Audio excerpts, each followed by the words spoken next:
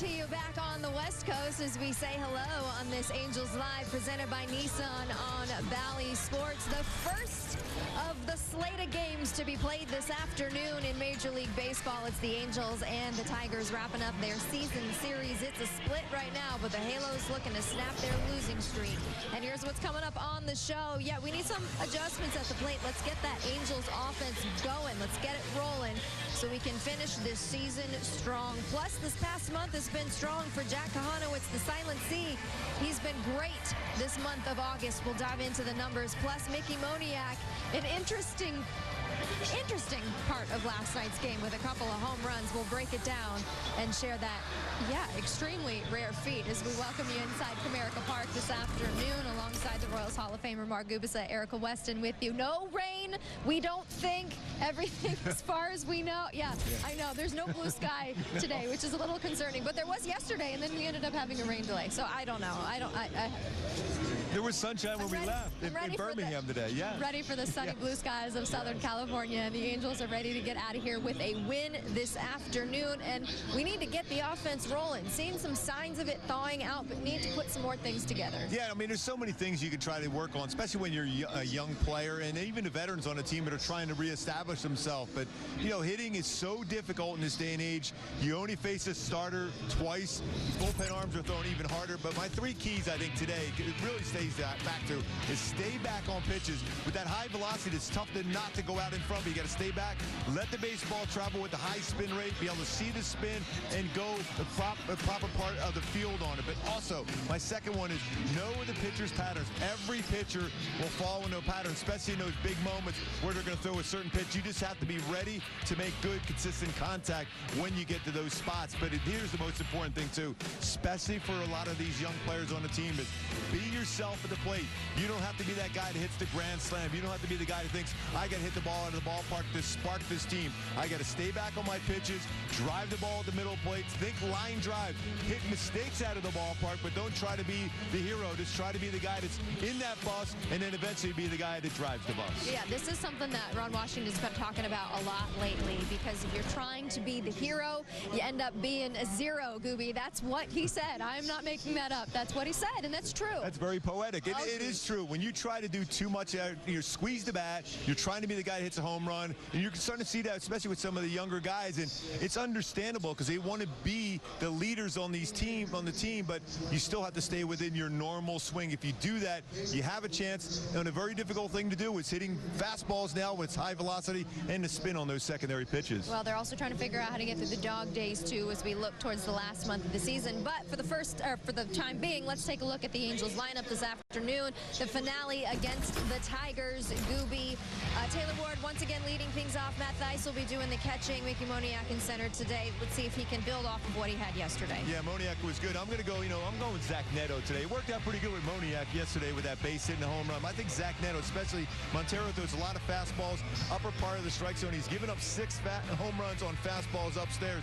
Neto crushes that, so I think Zach Neto has a shot to have a big game here today. You think he's going to get number 20 today? Yeah, I feel good about that. As long as he doesn't think about it, just go up there and just react, especially on a fastball upstairs or even a breaking ball upstairs. I think he's got a shot at it today. Well, let's see if number 20 comes. That would certainly be a good way to send the Angels back home to Southern California. So that's as far as the offense goes, need to wake it up. But as far as the pitching goes, Gooby, Jack Kochanowicz making his 6th start in the majors today. He's been very good his last 3, coming off 3 straight quality starts. Yeah, Erica, he's throwing the ball so well. You can see a lot more confidence in him every time he throws the baseball. That power sinker, 93, 98 miles an hour. His curveball is getting a little bit better, more consistent, but also he's got that good changeup. But he is a ground ball machine. 40 ground ball outs in his last 3 starts. If you keep that ball down on the ground, trust your defense, make some plays, you have a good chance of being successful against the Tigers today. They've been hitting a lot of home runs of late, but it's difficult to hit a home run when you have that power sinker down. Most times that ball is going to be hit on the ground. And the best thing that Ron Washington said, and you'll hear from him a little bit later in the show,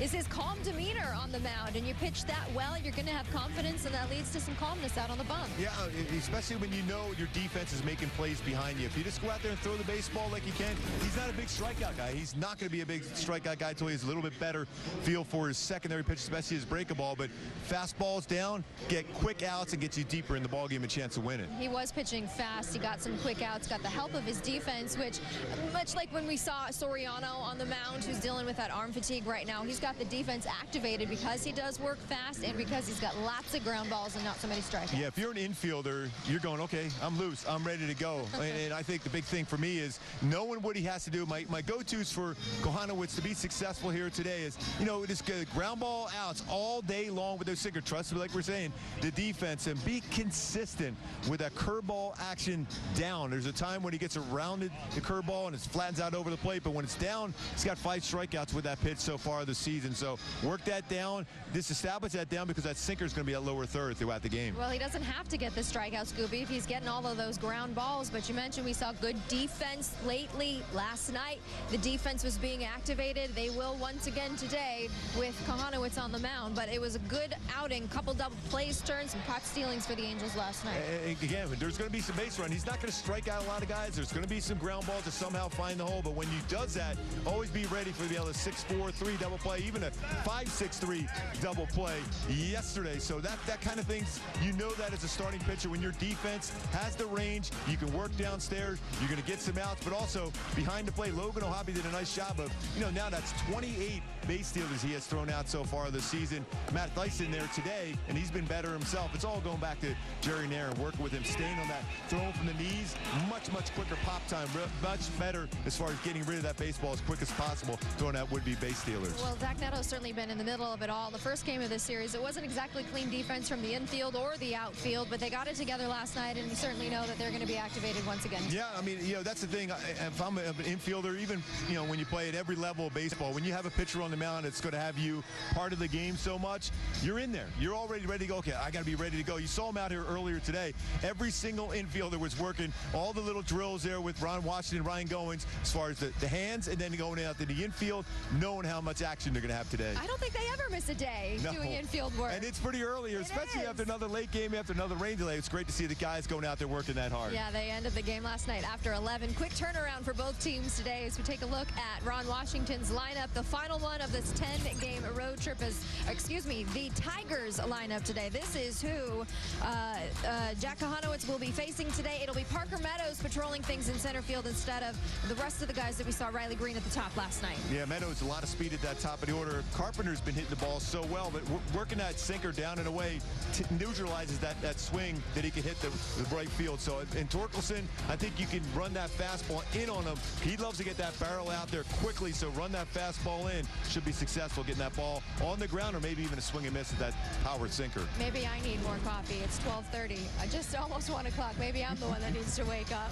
You're all right. You're all right. I don't know. It's been a long trip, but they'll be facing a rookie today, Gooby. That will be on the bump for the Tigers this afternoon. Keider Montero, his 13th appearance as he's on the field, making his warm-ups. Last time out, no decision. 5 innings pitched with 6 hits, 2 earned runs, 4 Ks. What's he got in the arsenal? Yeah, he's been throwing the ball really well. I mean, you look at what he has. He's got a pretty good fastball. It's like 93 to 98. He throws about 50% fastball usage. His slider, though, his swing and miss pitch, 30%. You take a look at our StatCast 3D powered by Google Cloud, going back to that 4-seam fastball. That's why I think there's a chance that Zach Neto can have a special game. But that slider, you see those numbers for his slider. His curveball, knuckle curve, has some good spin to it, but it has been hittable, and that's one of the pitches, I think, today where you try to catch that curveball in the higher arc and try to lift that baseball in the air. It's a warm afternoon. Generally, the baseball will carry a little bit more, even though I think at some point the sunshine will be here today, but I think you have a chance of driving the ball out. Sometime.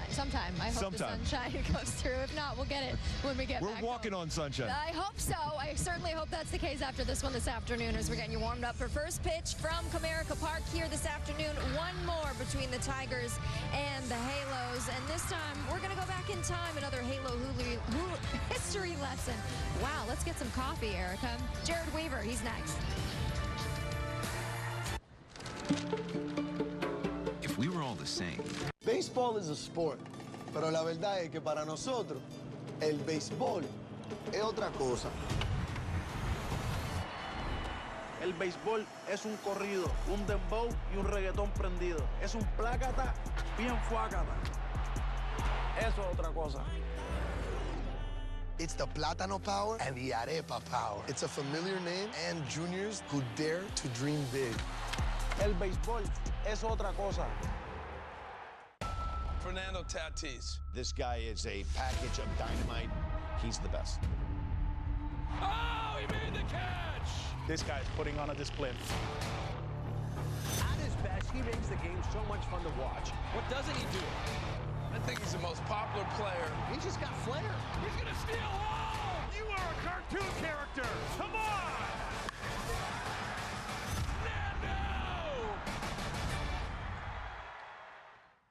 Intentional Talk, where baseball players reveal their biggest secrets. When I was a kid, I read the Percy Jackson books, and I forgot how they ended, so I've recently started reading them. I'm legitimately reading middle school-aged books right now. Intentional Talk on MLB Network.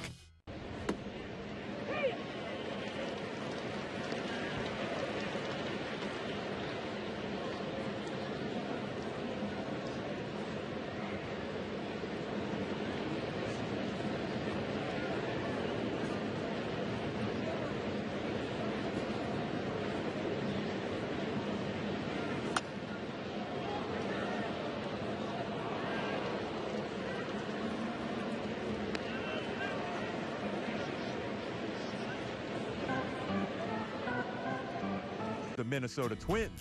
Let's go back in time right now. This is Gooby's Halo History Lesson. Well, listen up. Early in the 2012 season, the Halos were taking on the Minnesota Twins at home, and Jared the Weave Weaver was on the bump. After 1-2-3 first inning, Weaver was mowing them down in all sorts of ways. Third inning here, Cleet Thomas goes down swinging. Jamie Carroll lays down a bump, but Mark Trumbo makes the play. Then Denard Span with a pop up the short. Eric Ibar is there. 9 up, 9 down as the Weave heads to the dugout. It's the fifth inning now, and he's still dealing. Ryan Doman with a weak grounder back to the mound. That's 1 out. Chris Parmelee cannot catch up with that perfectly placed fastball as he goes down swinging. A little bit of a scare here as Trevor Plouffe lines one to right, but Torrey Hunter is there to make the play. We have 5 innings in the books. And everyone knew Weave was dealing through 5 innings. And his teammates right now are giving that distance. They don't want to be too close. They don't want to break up that karma for Weave going for a no-hitter. Let's go to the 9th inning. Jamie Carroll, it's a weak fly ball to left. Vernon Wells there, 1 down. Denard Span goes down looking as Weave paints the corner, 2 down. The whole stadium is feeling it and hoping for 1 more out.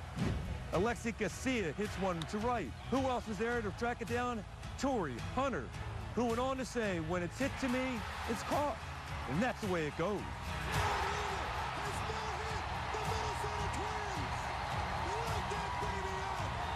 And that's it. No-hitter for Jared Weaver as his teammates mob him on the mound. At the time, the 10th no-hitter in Angels history. What a night for Weave. My mom, my dad, my wife. I mean, this is awesome to have these guys, and this is why I stayed here for you guys. This is awesome. If you didn't know, now you know. That's Gooby's Halo History Lesson. We've been a no-no. Oh, that's pretty good, Gooby. You should do that again today. Very cool. That was so cool. Mark Trumbo, who didn't play a whole lot of third base, played the entire game. Mike Scioscia kept him there at third base. You were thinking, okay, are they going to replace him? But he made some nice plays there at third. Torrey Hunter with that play, I love it. He goes, if the ball's hit my way, hey, it's going to be caught. But Weave with his mom and dad and Kristen there, it was such a special moment for him. And he loved pitching for the Angels, and that was a lot of fun because we used to always mess around with his mom and dad screaming, Mr. Weaver!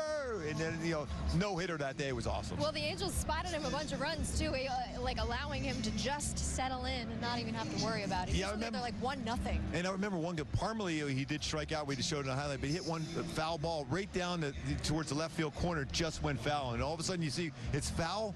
I think he's got a shot at this no-hitter. I mean, I still get goosebumps because I've known Weave for a long, long time, and he is ultra competitive. And when you have stuff like him, sometimes a guy will flare a ball in the outfield, and that's your no-hitter, it's gone. But to be able to do that and have that complete game, no-hitter, what an awesome moment for Weave. How many have you seen in person? I've seen now 4 get the broadcast, and I saw 1 as a player with Brett Saberhagen threw 1. Just a couple. With Kirk Gibson was in the outfield for us in that game too. That? Yes. Gibby's upstairs in the booth. Very, very cool. All right, stay with us. More to come on this pregame edition of Angels Live. The series finale between the Angels and the Tigers comes with some history with Moniak and Spencer Torkelson. We'll talk it over and hear from him. That's next.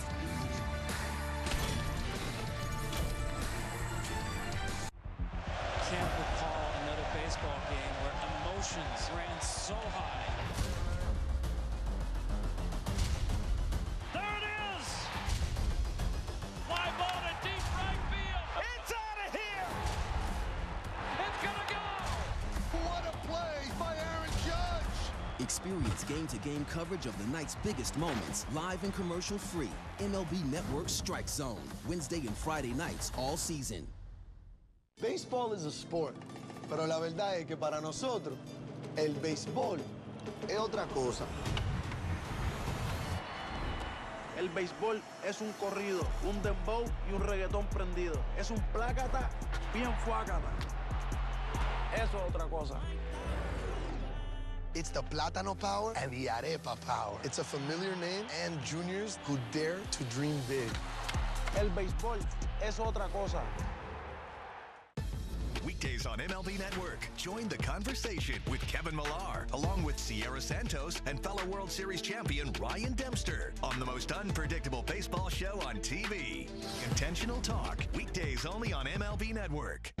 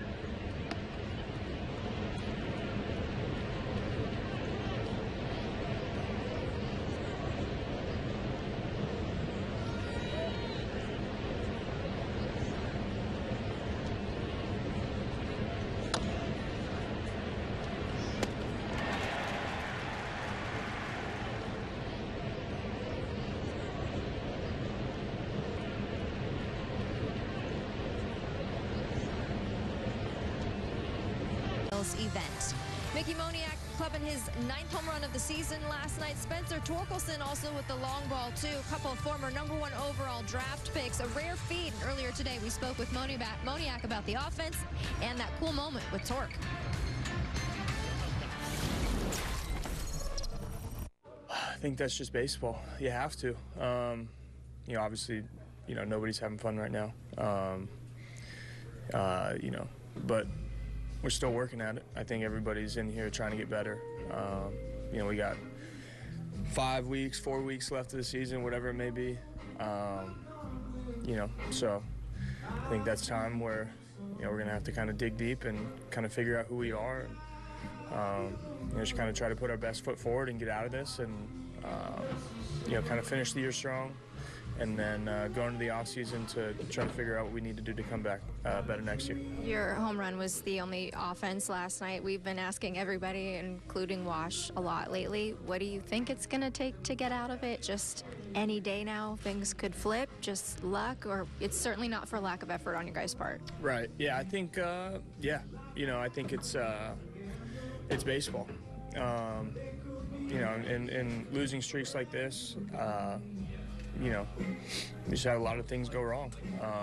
You know, I think, you know, as a whole, everybody in here, you know, would say, you know, we could definitely hit better, we could pitch better, the whole thing. I think it's a team effort, it's a collective effort to kind of figure out, you know, what we need to do individually to make the team better.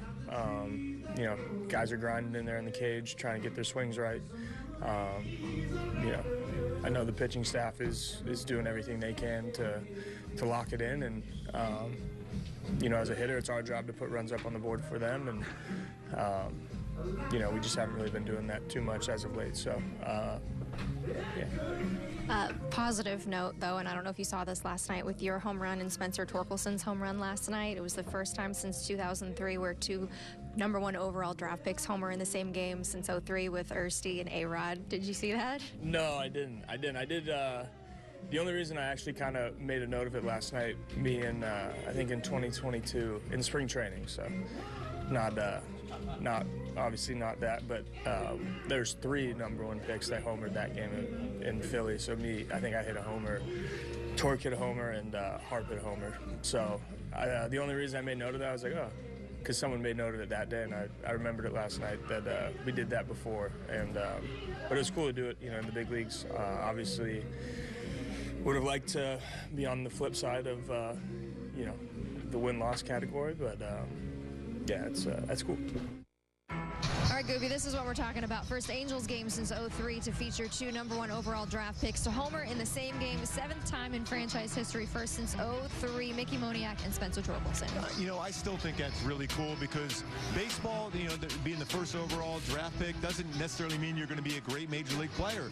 Unlike the other sports in football and basketball, even hockey, it feels like it's automatic, but there's a transition, whether you're drafted out of high school or out of college, you're hitting with aluminum bats. So it's a different beast right now, especially all this high velocity that we're talking about and the spin rate on breaking balls. So for them to do it in the same game, they both had 2 hits, 2-run home runs, and he mentioned the fact in the spring training game with Harper in there too, and they both all 3 homered. That's pretty cool. I mean, there's a lot of guys that been #1 overall picks in baseball that never really materialized into the players everyone thought was going to be. It's very cool to see that Mickey kind of was already aware about it, but also the fact that he already knew that he and Torque had homered in the same game, plus the one with Bryce Harper. We'll have more on that later in the game. But, I mean, a very cool feat. Spring training, regular season game, and both of the 2 last night ended up being the difference maker for the Tigers and the only offense for the Angels. And right now, Moniak is swinging the bat so well in the month of August. We're still in the month of August, right? Just for a couple more days. He's hitting .315 with an OPS of .907 with 3 home runs. So he's really swinging the bat extremely well in the month of August. Hopefully he continues that here today. Hopefully that swing continues into the finale this afternoon. Stay with us. More to come on Angels Live. There's Mickey Moniak. We'll hear some pregame thoughts from the skipper next.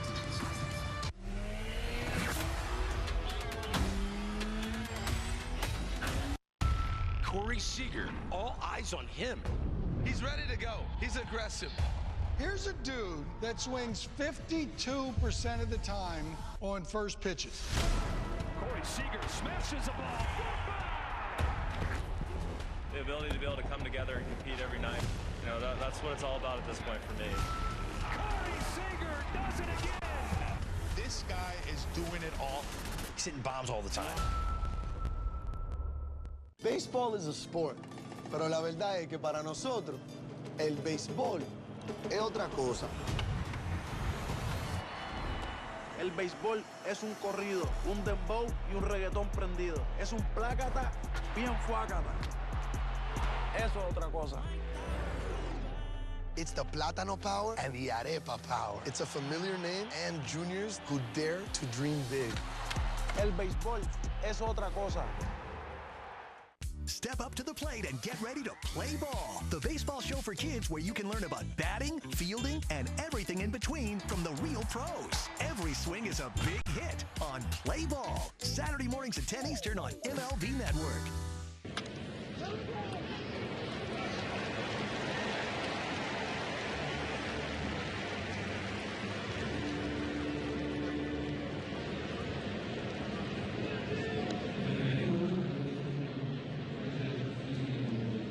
End of summer sales event. One more from Comerica Park, one more on this 10-game road trip for the Angels, looking to snap that 7-game losing streak and head home on a happy flight. Let's hear from the skipper, Ron Washington, ahead of today's game as we hope to get that offense rolling. Hopefully play a good ball game and put some runs on the board. I think everything that's been going on, it could be changed if we could just score some runs. It's been a long time since I've seen an offense that just went as cold as mine has gone, and it's up and down the lineup. I think if a few guys start swinging the bat better, then it become contagious, because we got a few guys that's not swinging the bat, and it's contagious. So we just got to keep after it, and we're getting after it every day. Logan's been struggling at the plate a bit, but he's still hitting the ball pretty hard with nothing to show for it. Do you think results are coming, or is he searching right now? Well, I think results are coming. If you're starting to barrel the ball up, at some point it will start falling. And there was a period there he wasn't barreling it up. So see how baseball goes? Now he's barreling it, he's getting nothing, and he wasn't barreling it and getting nothing. So at some point, the odds have got to change. So we just got to keep battling every single day, and things will change. Moving to the pitching with Kochanowicz going, you mentioned yesterday, but a lot of people have talked about his calm demeanor on the mound. Is that surprising for a guy that's making only his 6th start right now?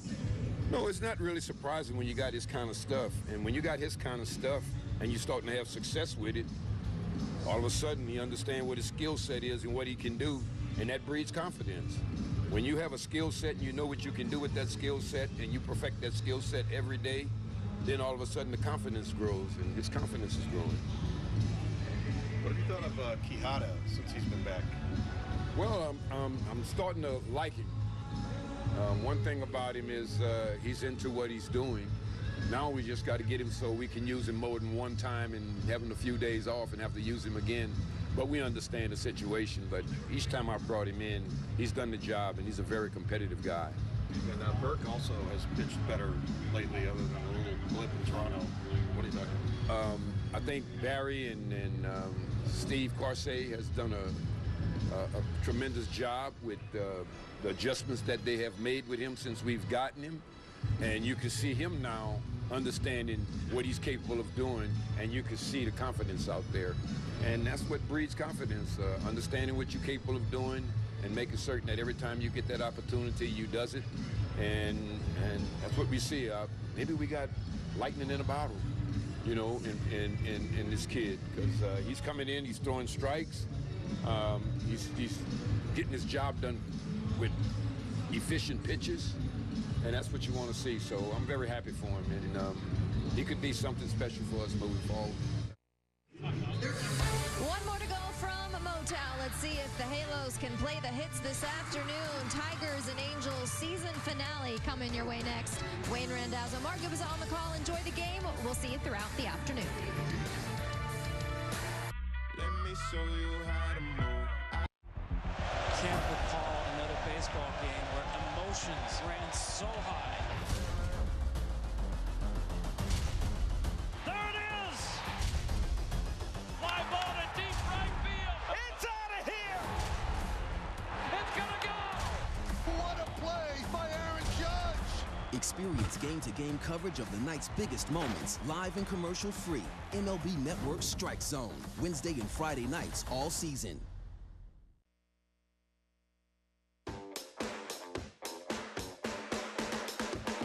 Welcome to Drive to Diamond Express, your one-way ticket to Team Affinity and beyond. We're coasting into sunny San Diego, California to celebrate Mr. Padre himself and the 25th anniversary of his 3,000th hit. And while we're on the Team Affinity Highway, say hello to the brand new action figure card series. And finally, choose your exit wisely, because we got too many good things on the horizon. A burrito with French fries, I'm in. Want to elevate game night? Turn on MLB Big Inning, a revolutionary way to see the biggest moments from every game, live and commercial-free. Find it on the MLB.tv home screen. MLB Big Inning on MLB Network and MLB.tv.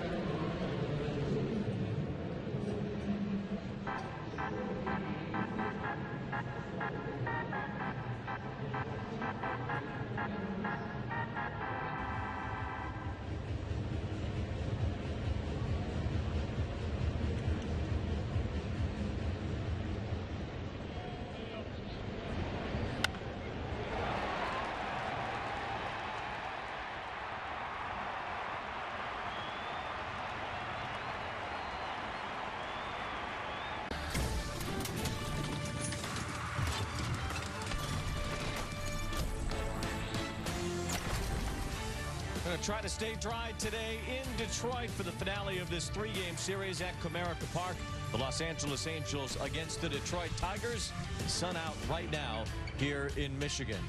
Alongside Mark Gubicza, I'm Wayne Randazzo. And Gubi, as far as staying dry is concerned, that would be a good thing for the Angels today. And so would a win. They need one. Yeah, that might be the key. No delays here and be able to get off to a good start, add some runs, pitch well, and play some good defense and win this finale in a happy flight back to L.A. Well, it's been a long road trip. The Angels have lost most of these games, including 7 in a row. And it's no secret the offense has been a big reason why. Yeah, Wayne, there's got to be a few things you got to do as a hitter right now, especially when you have a lot of young batters in this lineup and the things you have to really stay focused on. For me, it really starts with staying back on the baseball sometimes, because hitting is so hard now in this day and age with velocity and spin. So staying back on pitches allows you to read the spin and be more successful hitting that baseball to all parts of the ballpark. And then you also look for pitchers' patterns. And they all do this. I know this for myself. You always run into patterns in certain situations where you will throw certain pitches, so you got to be ready for that pitch to do some damage on it.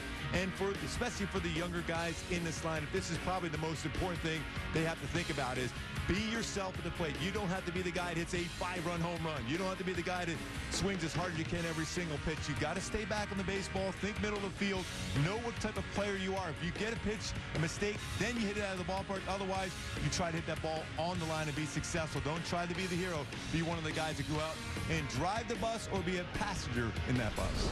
I want to drive the bus. You want to drive the bus? I don't think I'm allowed to. I don't think that's going to happen. Jack Kochanowicz is on the mound for the Angels here today. There'll be Keider, Montero facing the Angels lineup, pitching for Detroit. A couple of rookies on the mound for this one. It's the series finale. It's the road trip finale. So let's jump on the carousel. Erica Weston will be joining us in a moment. Want to elevate game night? Turn on MLB Big Inning, a revolutionary way to see the biggest moments from every game, live and commercial-free. Find it on the MLB.tv home screen. MLB Big Inning on MLB Network and MLB.tv.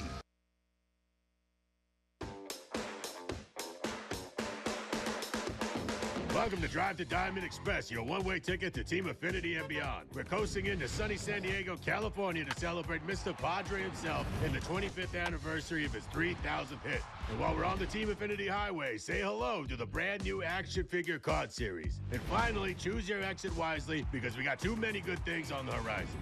A burrito with French fries, I'm in. Pete Alonso, franchise cornerstone, homegrown Met. That's the guy you want to build your team around. You know, Pete has turned into such an intelligent hitter. If you hit it, it goes, that's for sure. Oh, man, Pete got a hold of one. There's not many guys who can do what he does from an offensive standpoint. It's out of here, and the Mets win it! Into the second deck! That ball was tattooed. Polar Bear's a ribby machine.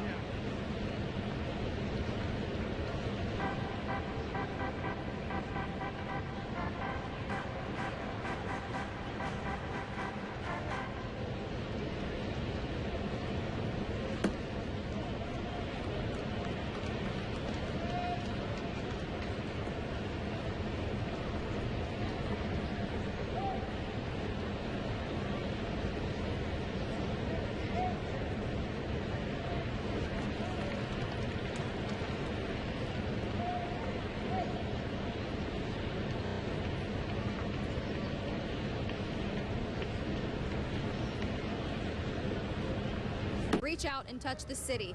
And you can feel that way when you're looking through center field. Of a carnival atmosphere here, if you will. There's a Ferris wheel down the third baseline, and of course the merry-go-round with all these tigers, 30 hand-painted tigers on this merry-go-round down the first base side. So baseball, yes, and a bit of a carnival atmosphere, if you will. Now let's see if the Angels can ride their way to a victory this afternoon in the series finale against the Tigers. We've got baseball coming up in just a few minutes from downtown Detroit. Mark Gubicza, Wayne Randazzo on the call. Enjoy the game. This summer is the perfect time to get away with a great deal on your favorite Hyundai models. All backed by America's Marcus Lynn Betts, best player on the planet. I love watching Mookie play on the Hall of Fame highway. It's a blessing to have those expectations. Goodness, and that one is gonna go. Mookie Betts, what a monster. Got some more unfinished business to take care of. Are you kidding me? I try and do the best that I can in anything that I can control. Nothing on a baseball field that Mookie Betts does not excel at. Intentional Talk, where baseball players reveal their biggest secrets. When I was a kid, I read the Percy Jackson books, and I forgot how they ended, so I've recently started reading them. I'm legitimately reading middle school-aged books right now. Intentional Talk on MLB Network. Baseball is a sport, pero la verdad es que para nosotros, el béisbol es otra cosa. El béisbol es un corrido, un dembow y un reggaetón prendido. Es un plácata bien fuácata. Eso es otra cosa. It's the Plátano Power and the Arepa Power. It's a familiar name and juniors who dare to dream big. El béisbol es otra cosa.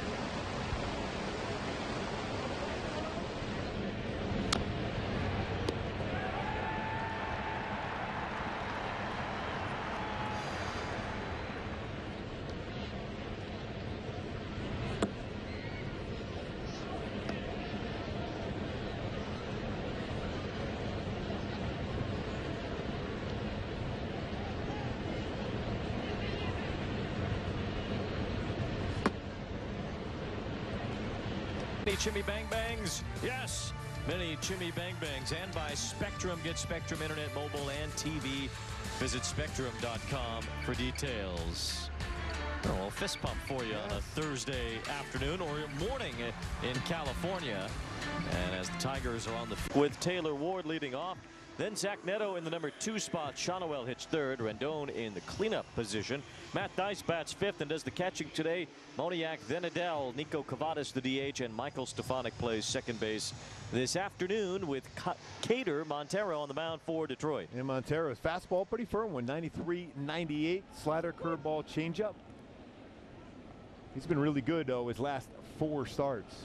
ERA exactly 3.00 in those 4 games. And my go-to is to have success against a guy they have not faced before is square up those mistake curveballs, slugging over 750, a couple home runs, but also lift that 4-seamer in there, 6 home runs, slugging 470. Fastball upstairs today. Always fascinated by teams that develop pitchers that are under the radar guys. You know, Montero's been in their organization since 2016. He was in A-ball all the way up until about May of last year, and suddenly he's in the big leagues and he's holding his own. As you said, his last 4 or 5 starts have been pretty decent. You know, a lot of times it comes down to confidence. You have stuff. If you can get a fastball up there anywhere between 97, 98, if you start getting a feel for your pitches, you deserve to be in the show. Taylor Ward looks at a strike here from Montero. 2 balls and 2 strikes on Ward, who leads off the ball game for an Angels ball club that has really struggled to score runs during this 7-game losing streak. As Taylor Ward takes ball 3, the Angels have not won a game since they scored 9 against the Royals. Well, in those 7 games since then, they have hardly averaged 2 runs a game.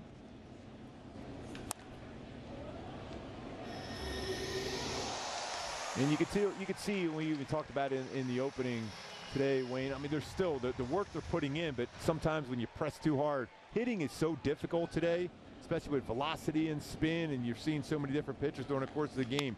That's the kind of swing you have to have. And a good start as Taylor Ward grounds one into center field. It's a leadoff single for the Angels against Montero. And the defense behind Montero, he's generally going to be around the strike zone too. McKinstry out in left field. He's got 1 defensive run saved in the outfield, but he's played shortstop, third base, second base, left field, right field, and even has pitched this season. So he's played a number of different positions.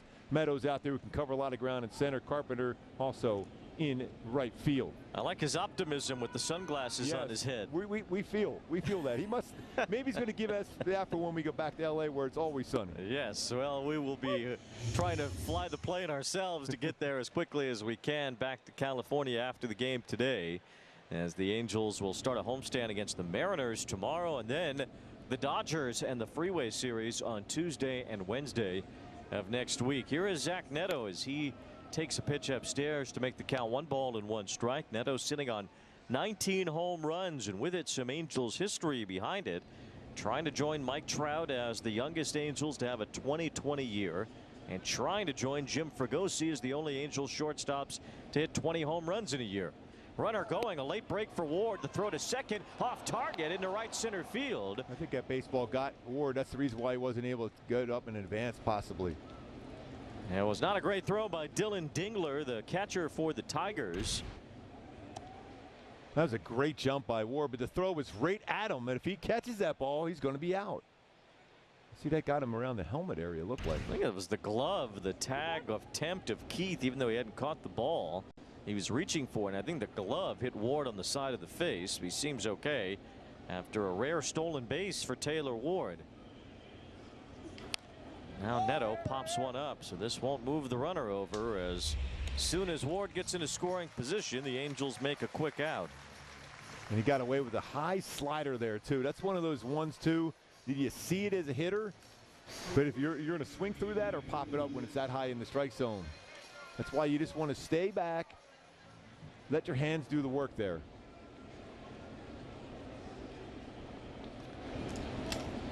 So one out. Here is Nolan Shonowell with Ward at second base. Shonowell had a 9-game hitting streak come to an end yesterday. And Hyundai key for the game today. Every time we go to Detroit, you got to go Diana Ross today. Upside down. Especially when you're thinking about working down with the strike zone. But here you're looking for the upside of a fastball to drive it well against Montero today.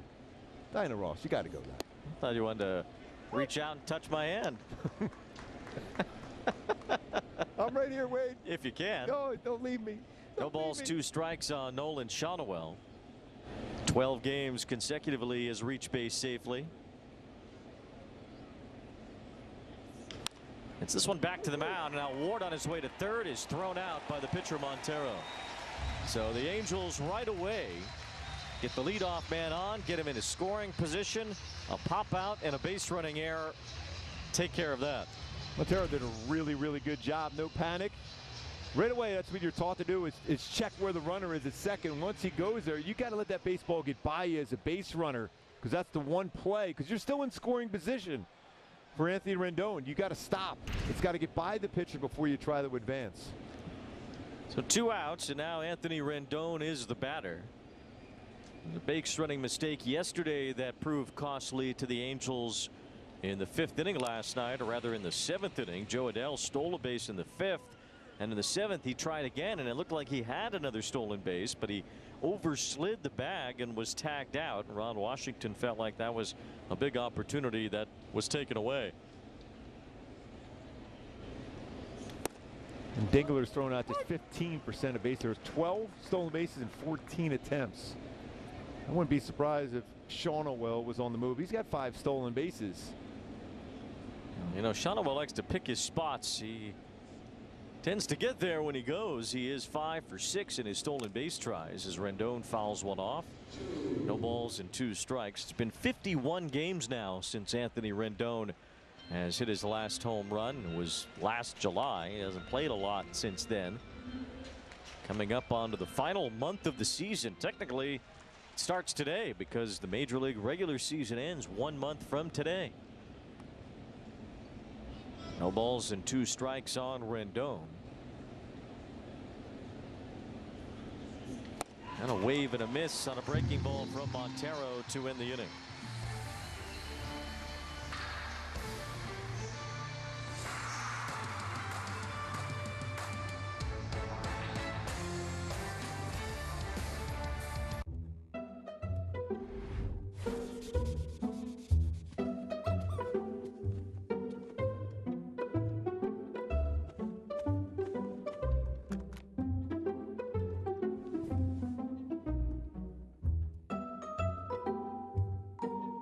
There's an easier way. From painting and cleaning to repairs and more. Taking care of your home is easy with Thumbtack. Download the Thumbtack app and start caring for your home today. Soda's back. Like, actually back. The twist? It's better for you this time. You deserve that mouth-watering swirl of bold flavor and refreshing bubbles without feeling bad about it. 'Cause cravings aren't a crime, people. So no more hiding cans at the bottom of your recycling bin or sipping sparkling water with your burger and fries. It's time to love soda again. Like right now, 'cause we're officially bringing soda back. With the Game Time app, I paid 60% less than this guy. What? And it's not just sports tickets. It's also concerts. Performances, too. Oh, come on! Download Game Time. Last-minute tickets, lowest price, guaranteed. I feel like I lose track of at least $500 a month. Yeah, maybe that's because you still use spreadsheets. Haven't you heard of Rocket Money? No, but you're probably going to cut me off and tell me about it. It's an app that tracks your spending in real time, lowers bills, and helps you find and cancel sneaky subscriptions. Sign me up. Stay on track with your finances and download Rocket Money today. With Riley Green batting third, young Keith Torkelson, all these young players in the Tigers lineup that have been performing lately, especially Torkelson, who homered last night.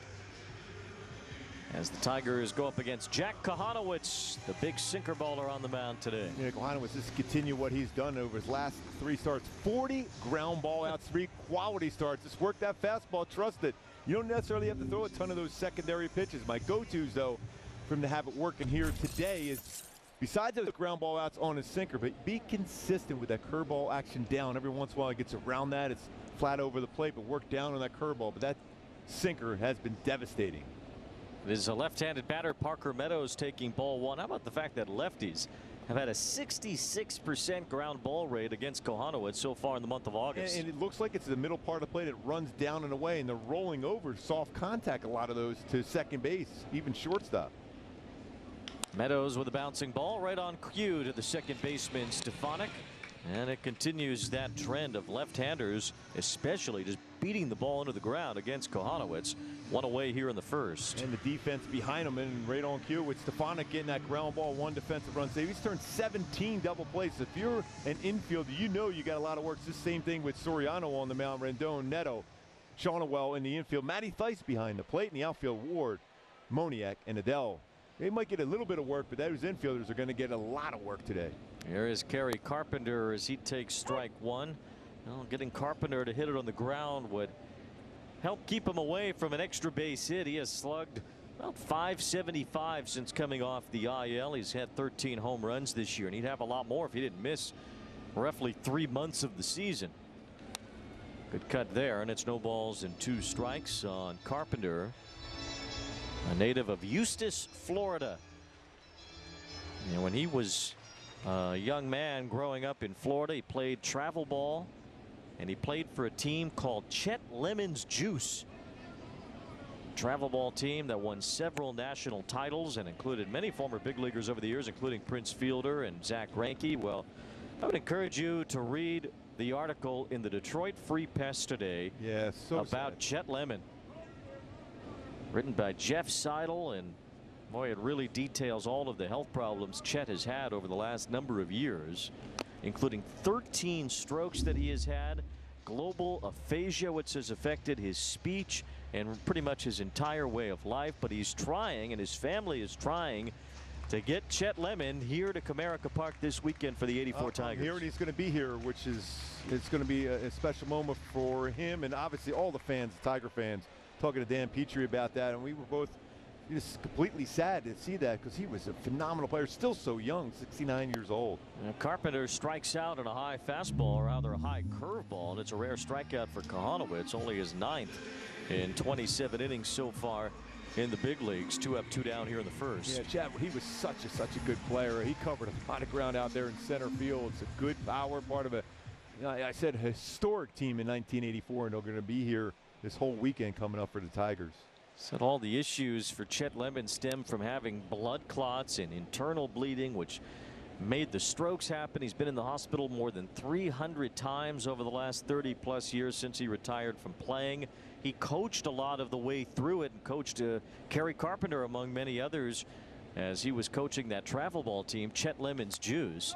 Here's a bouncer off the bat of Riley Green, but all the best to Chet Lemon. We hope to see him this weekend as the 84 Tigers reunite.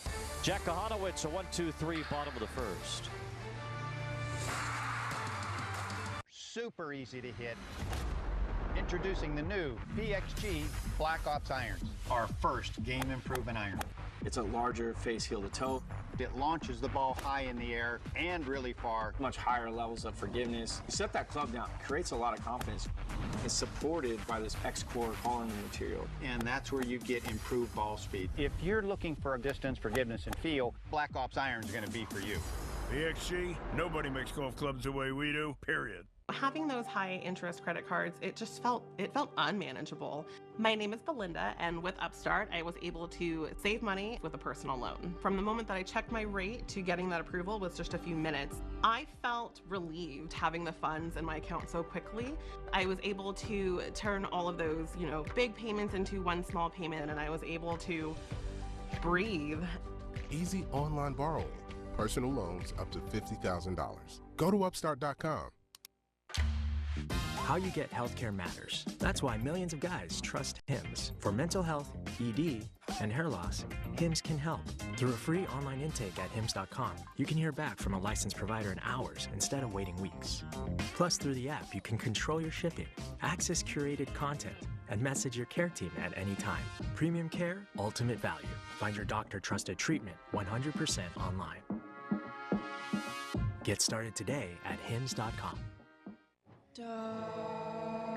Join the million. As a member of the 1984 World Champion Tigers, Dan Petrie looks a little like Mike Ditka, though, if you ask me. But Dan Petrie, a broadcaster for the Tigers and a very good pitcher for them, part of that 84 title team, the Roar of 84, as it is stenciled out in center field here at Comerica Park as they get ready for their big reunion this weekend. Kirk Gibson, of course, part of that as well, and he's in the booth doing TV for the Tigers today as well. Yeah, I got an opportunity all weekend long here, all week long, to talk to Dan Petrie to how much that team meant to him. And obviously he was an Orange County guy and also pitched for the Halos.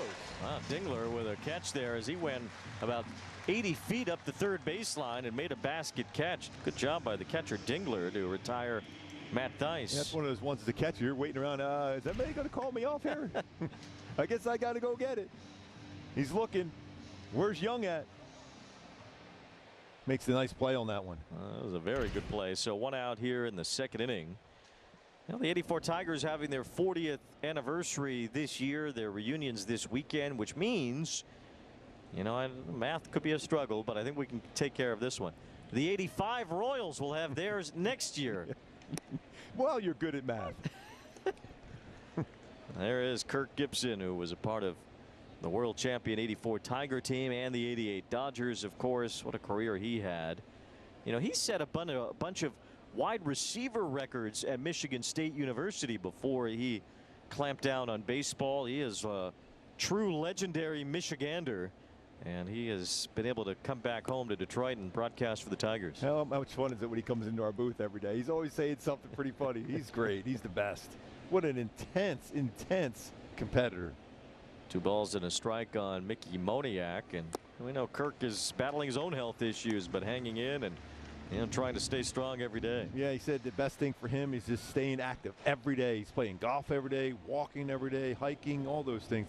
This is stay moving. Well, Mickey Moniak's moving toward first base after another hit. He had 2 in the game yesterday, including a home run. And he has a 1-out single here in the 2nd inning. Another good swing, another line drive for Moniak.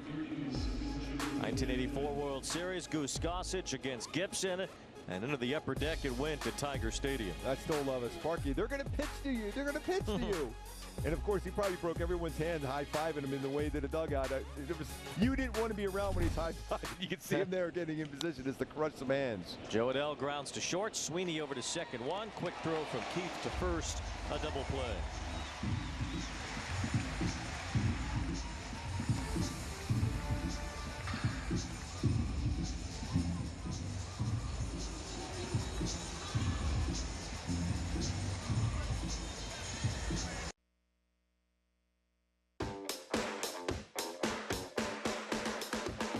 Welcome to Drive to Diamond Express, your one-way ticket to Team Affinity and beyond. We're coasting into sunny San Diego, California to celebrate Mr. Padre himself in the 25th anniversary of his 3,000th hit. And while we're on the Team Affinity Highway, say hello to the brand new action figure card series. And finally, choose your exit wisely because we got too many good things on the horizon. A burrito with French fries, I'm in. Catch up on all the baseball action with a triple play. Kevin Millar, Ryan Dempster, and Sierra Santos. 3 hosts joined by baseball's biggest stars. Welcome to the best interview in baseball. Intentional Talk, only on MLB Network. Can't recall another baseball game where emotions ran so high. There it is! Fly ball to deep right field. It's out of here! It's gonna go!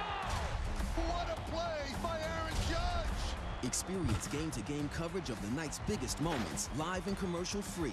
MLB Network Strike Zone, Wednesday and Friday nights all season.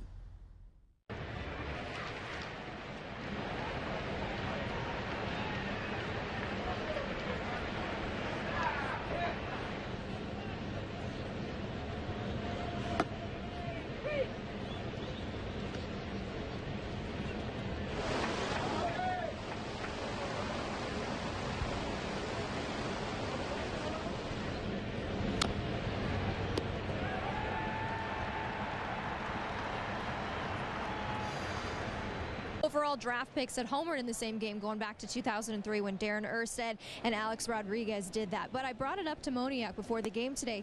Here's an interesting twist, guys. Not the first time he and Torque have homered in the same game. Go back to spring training of 22 when he was with the Phillies. He homered, Torkelson homered, Bryce Harper homered, 3 #1 overall draft picks. But here's the fun part. Casey Mize was pitching, another #1 overall draft pick for the Detroit Tigers. So there's just been 5 games in the regular season or postseason where 3 #1 overall picks homered. Phil Nevin was one of those back in '95. Here's a flashback to that. How about that? Casey Mize on the mound and 3 other #1 overall draft picks homering in that ballgame. That is unreal because, like we even talked about it on the pregame show, there's no guarantee #1 overall pick in the first round is even going to be successful at all in the major league level. It's not like the NBA or the NFL or even hockey where #1 overall picks generally become stars. You just don't know that in baseball because of the variables from high school, making that jump, or even college from aluminum bats and stuff. So it's difficult to do that, but it's pretty rare feat to see that kind of all those #1 overall picks successful in one game. Well, Phil Nevin was included in one of the Angels games where that happened. There's a liner right to the third baseman, Anthony Rendon, as Colt Keith hit it hard, but it's the second out of the second inning. 5 in a row retired by Kochanowicz, and brings up the #1 overall pick in 2020, Spencer Torkelson. By the way, it was pretty good that Erica made her way back from going around that carousel. I would have never been able to do that. I would have been so dizzy. You'd have just ended up head first in a dumpster. That would have made YouTube forever. Down he goes. 1 ball, no strikes on Torkelson, who crushed a home run last night. He said that Jace Young should have gotten half a home run for the at-bat that he had before Torkelson got to the plate. You know, Young had a 10-pitch at bat that resulted in a walk, and Torkelson then deposited a Griffin Canning pitch for a home run. But there's that graphic, and you know, Phil Nevin in 1998 in a game that the Angels played, I guess presumably against the Yankees, where he and Darren Erstad homered in the same game, and then Darryl Strawberry hit a home run as well. Darryl Strawberry, an LA native. I'll tell you what, that guy had the most unbelievable power. Some of the home runs you heard about, even I think it was in the Astrodome, or I think it was the Astrodome. He had a home run there that people still talk about it. One of the furthest thing they've ever seen in their lifetime. Well, it's a shame that Strawberry could not realize his full potential, though he has done such great work after his playing career ended. Darryl Strawberry has become quite a motivational speaker and goes around the country trying to tell his story and make it a lot better for kids that might be going through the same thing that he did. But it was taken away, some of his career and what he could have accomplished on the baseball field. Yeah, just a phenomenal talent on that team, and won the World Series back in '86 for the Mets. He did, and he was on one of the Yankees championship teams as well. 2 balls, 2 strikes still on Torkelson. He kind of had a late career resurgence with the Yankees, but he could always hit. Majestic power. His swing. We always talk a lot about Ken Griffey Jr.'s swing, and that's one of the all-time greats. But Strawberry had one of those swings also. 2 balls and 2 strikes on Torkelson. Swing and a miss. That was a nasty breaking ball to strike out Torkelson. A couple of punch outs early on and a couple perfect innings as well for Kochanowicz.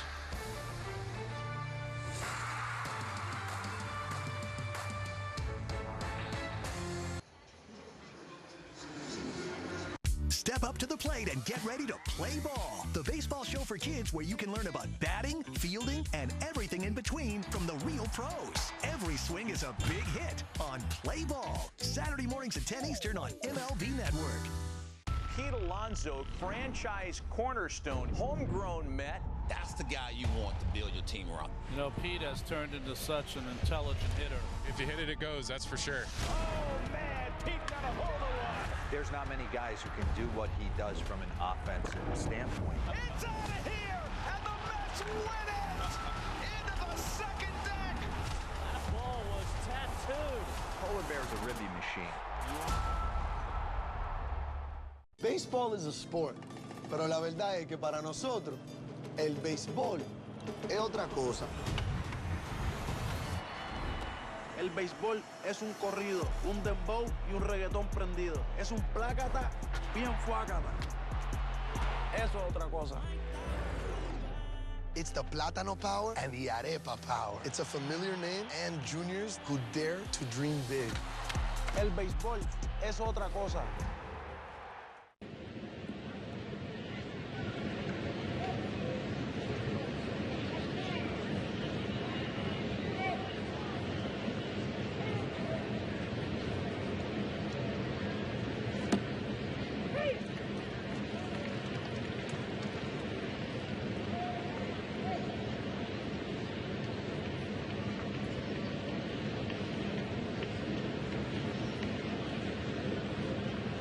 Of July. They have the best record in the American League. Only the Diamondbacks and the Padres have been better.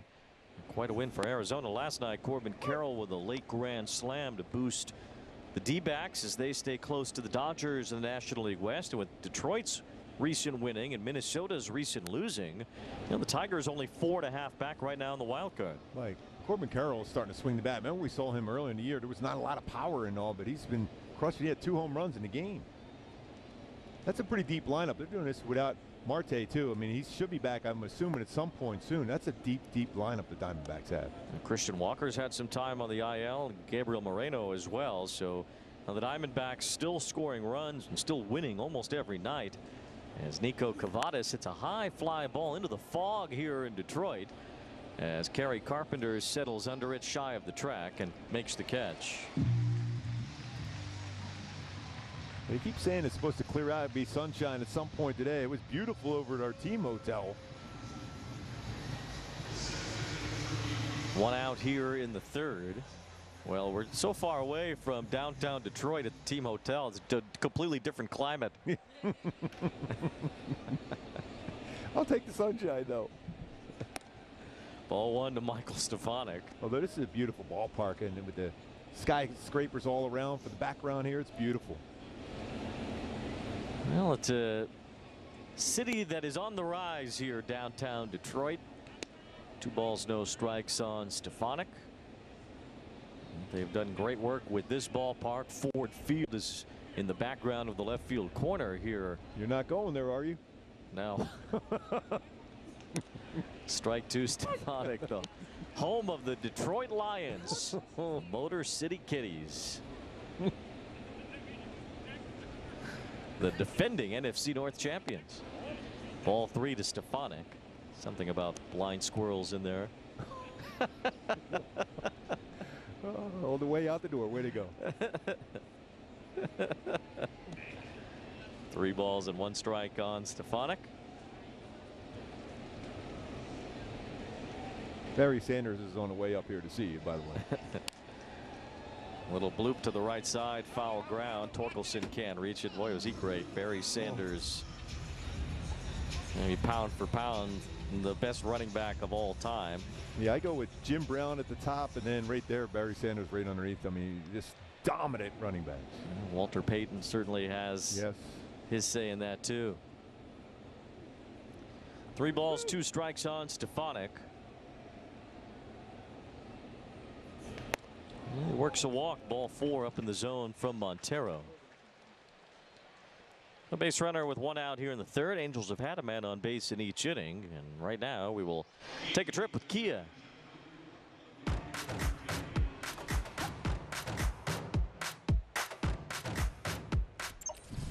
Stefanik worked that walk now. On base percentage over 300 at 311. Taylor Ward takes ball 1. He had a base hit his first time and then stole a base. 9-game hitting streak for Ward, which includes his home run Saturday that he hit against Bowden Francis, the only hit in that game for the Angels, who had been no hit into the 9th inning. Angels have not been no hit this millennium. They have not been no hit in 25 years. Eric Milton, the last to throw a no-hitter against the Halos. That was in 1999. It's the longest active streak in the majors. And the stadium's not even around anymore. It was in the Metrodome. Little bouncer foul wide of 3rd. 1 ball, 2 strikes. Not that I'm overly upset about that not being around anymore, the Metrodome. Couldn't have been very fun place to pitch there. No. Very short right field Short corner. right field. It feels like, you know, the infield, you hit a ground ball would either bounce over your head. The air conditioner blowing out. Yes, and then fly balls get lost in the roof. Other than that, it was a great place to pitch. There was a lot of subject to rumor about the air condition at the Metrodome blowing a certain direction when the Twins were batting. You know, I got a pretty good feeling that there was some legitimacy to that one, too. Been there, done that. 2 balls, 2 strikes on Ward, and throw to first as Stefanik goes back standing up. Well, anything for an edge. I'll tell you what, that place was impossible to play when they were going good in '87 and '91 when they won the World Series. They won every game at home. They were unreal, the fans there. 2-2. Now 3 balls and 2 strikes on Taylor Ward. The 1987 World Series between the Twins and the Cardinals went 7 games, and so did 1991 against Atlanta. I think he's got to be going here 3-2. He doesn't run a lot, Stefanik. It's a very small lead. And it's ball 4 to Ward, so back-to-back walks. The Angels trying to get something going here in the 3rd against Keider Montero. This is an important bat for Zach Neto. He was upset with himself with that pop-up to first base after Taylor Ward was at second with no outs. Expanded zone a little bit. He loves the pitches upstairs. He swung at that slider well above the strike zone. Just bring that down. He's got great power on elevated pitches. Only 1 hit in this series for Neto. He struck out 3 times in the game yesterday. He popped out to Torkelson his first at bat today.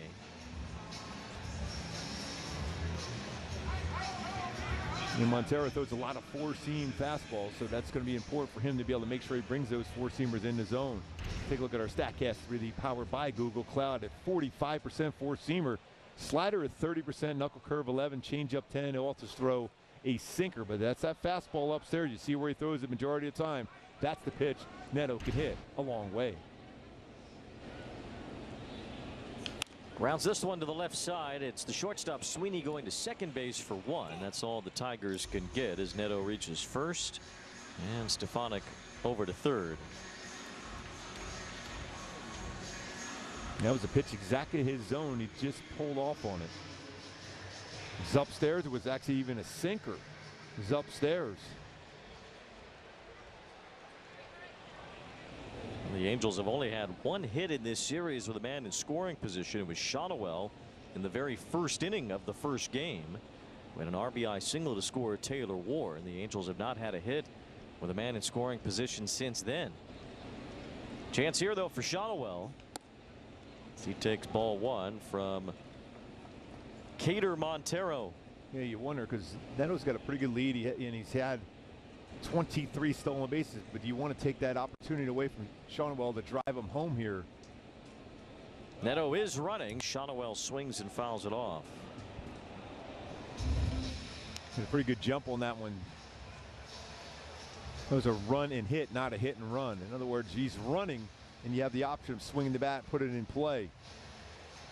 Now going back, you see the Tigers going through a series of signs. If he does go, that they fake throw the second and quickly throw to third, or do they throw through? Montero coming into the game allowed 4 stolen bases, but 4 have been caught. Stefanik does not have a lot of speed at third base. Neto trying to get a pretty big lead once again here. 1 ball, 1 strike. He's not running. Kochanowicz takes ball 2. And I always believe too, Wayne, when you see a pitcher with that closed, you know, when he's in the stretch position, he has that closed delivery. So you feel it's a longer throw to spin your hips around and throw the ball to first base. You get a little bigger lead. There is that throw over from Montero. So when you have more of a closed, a open delivery stance there, you can be quicker to the first base. This you got to close up and be quick as possible with the short arm throw over to first. Neto's running again, and Kochanowicz swinging again. Bounces 1 foul. Zach Neto getting his cardio in as he runs back and forth. I wonder if he can count them on our steps then for today. Some leftovers for us. Yes. Yeah, these are the stepless days for us because we have the day game where we just sit here and call the game, and then we got to go sit on the bus and then sit on the plane. Always all the full day of sitting for us. Not much laps or steps you're going to get walking back and forth on the plane. 2 balls, 2 strikes. Neto runs again, and Kochanowicz fouls off another. So Zach is making us look very lazy today.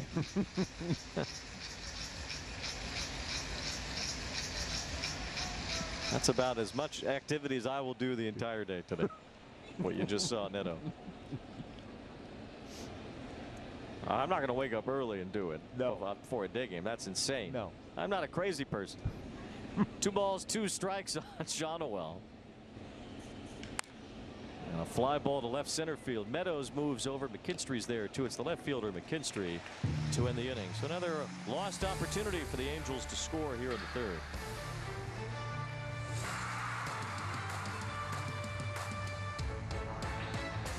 Baseball is a sport, pero la verdad es que para nosotros el béisbol es otra cosa.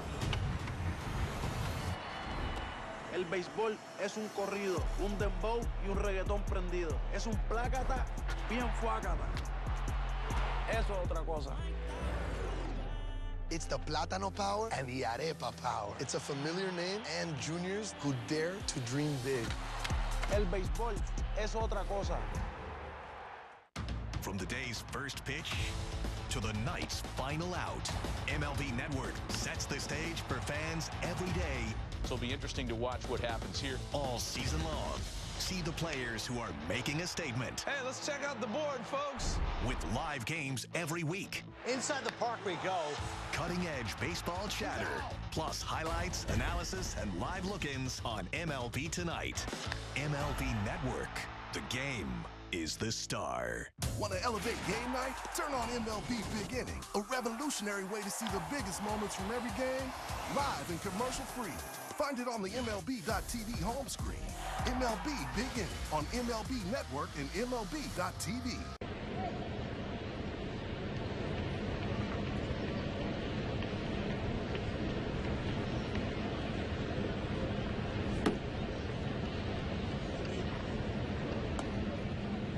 As Jack Kochanowicz takes the mound here in the third inning, these last three starts have been very good for Kochanowicz as he's gotten many ground ball outs. Yeah, and a lot of that towards the end of the bat of left-handed batters. We were talking about how many left-handed ground balls, left-handed batter with ground balls towards the end of the bat, but also running that in on the handle of right-handed batters with that late movement he has on his power sinker.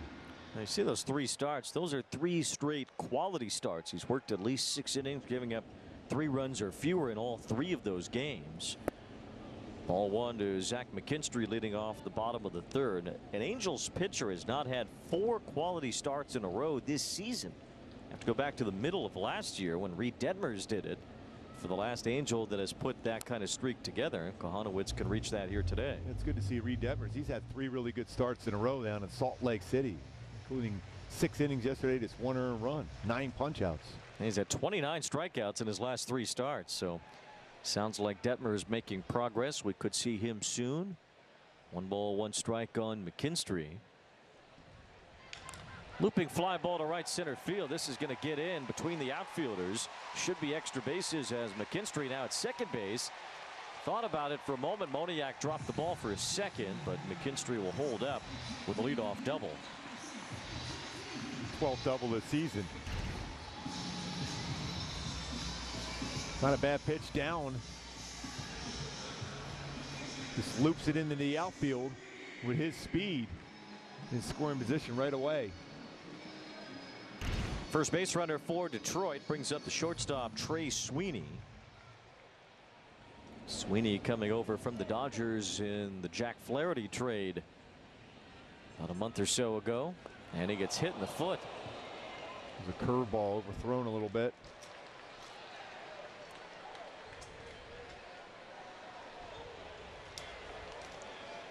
It's a good decision now for Theis to go out there and talk to Kochanowicz right now. It spins that curveball too much. It's got underneath it. Gets him on the foot.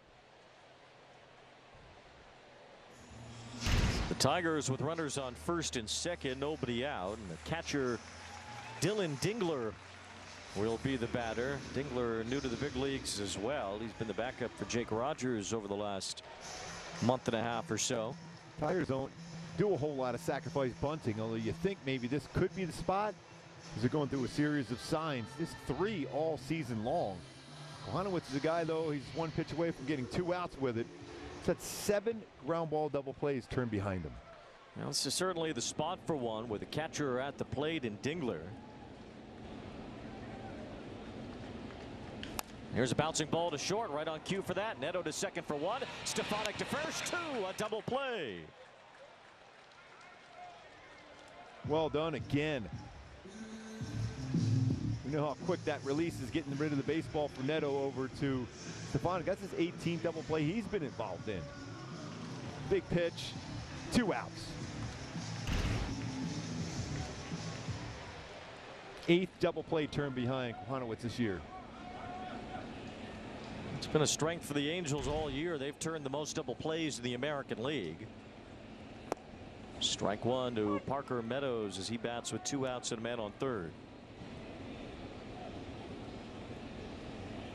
Meadows grounded out his first time. Kinstry led off the inning with a double. He's now at third with 2 down after the hit batsman in a double play. And Kochanowicz now up 2 strikes on Meadows on that 97-mile-an-hour sinker. How about that sink on that one? It started middle of the plate, ends up in the outside corner, maybe even slightly below the outside corner. At 97. Big arm on a tall guy, 6'7", Jack Kochanowicz. Meadows didn't chase it that time. It's 1-2. I like that. Go right back to that same spot, especially when it's right there. See if you get him to chase it. There's a lot of speed at the plate, though, so if you're an infielder, you got to be quick getting to that baseball if it's soft contact. Infield is back, pulled around to the right for Meadows.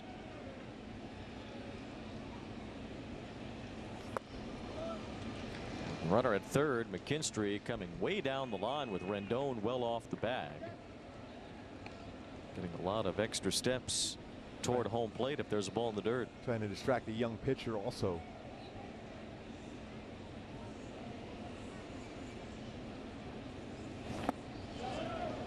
Check swing, but no swing, says Laz Diaz, the third base umpire and crew chief. It is 3-2 now after Kochanowicz got ahead of Meadows 0-2. It's pretty close to a swing on that one.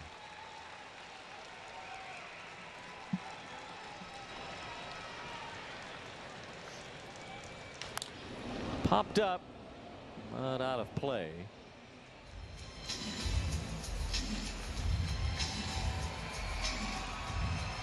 Parker Meadows, a big league brother as well. Austin Meadows, his older brother. Parker showed a lot of power in the minor leagues. Not quite done that yet at the major league level, but it's in there. He's a big guy too. He takes strike 3 called. That's some run on that sinker upstairs. 3 strikeouts in the game with Kochanowicz. What a job there at the first and second. Double play and a punch out. Fernando Tatis. This guy is a package of dynamite. He's the best. Oh, he made the catch! This guy's putting on a display. At his best, he makes the game so much fun to watch. What doesn't he do? I think he's the most popular player. He just got flair. He's gonna steal home! You are a cartoon character! Come on!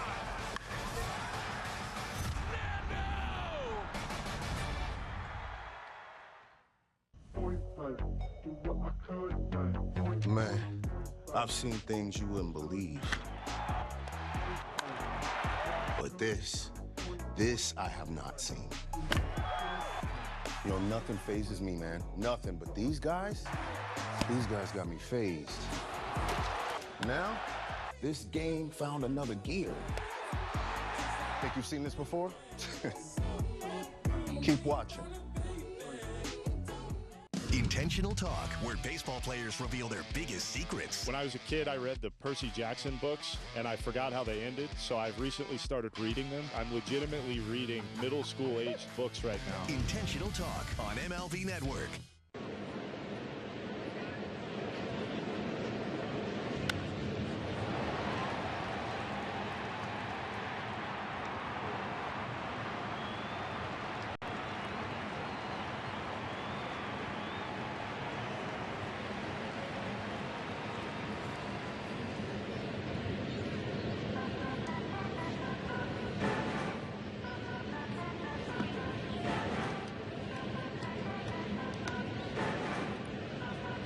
Big A tomorrow when the Mariners come to town. First 25,000 fans will receive a short sleeve hooded shirt courtesy of Foundation Building Materials. Visit angels.com/promotions for more. You are saving me one, right? Yeah, absolutely. Thank you. Angels and Mariners will be on Apple TV tomorrow night. So it'll be Dontrell Willis with me in the booth and Heidi Watney on the sideline tomorrow for the first of that series. We'll see Dan Wilson's Seattle Mariners. Mr. Wilson. Mariners Hall of Famer who has been plucked out of the broadcast booth to manage. He's been a guy doing instruction for them down in spring training for a number of years. So the guys are really familiar with Dan Wilson. And then Edgar Martinez. Yeah, he knew a little bit about hitting. He's their hitting coach. Well, they're tracking Julio Rodriguez's steps now, working with Edgar Martinez every day. And yeah, we'll see. Julio has not had a very good season, especially compared to what he had done last year, especially in the second half of last year. 1 ball, 2 strikes on Rendon, but the Mariners still have a fighting chance, even though their at one time 10-game lead in the American League West has disappeared. That is still pretty amazing. They had a 10-game lead. And right now they're 3.5 games out of first, so those will be important games for Seattle this weekend.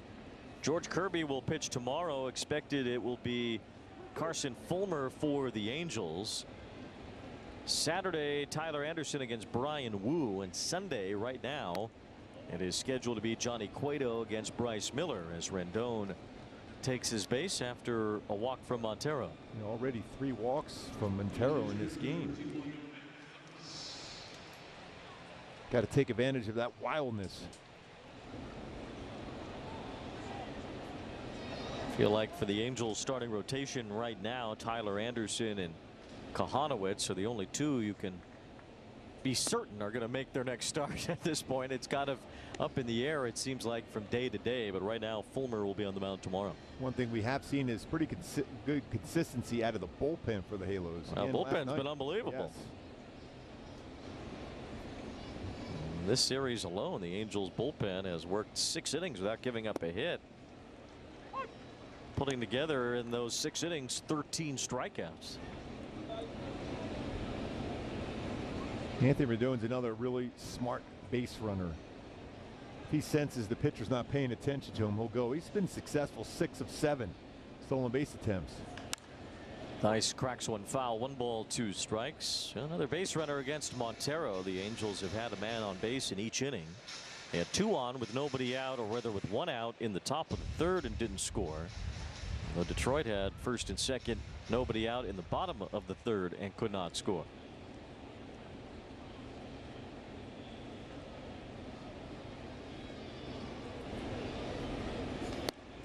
Swing and a miss by Theis. That is the first strikeout today for Montero.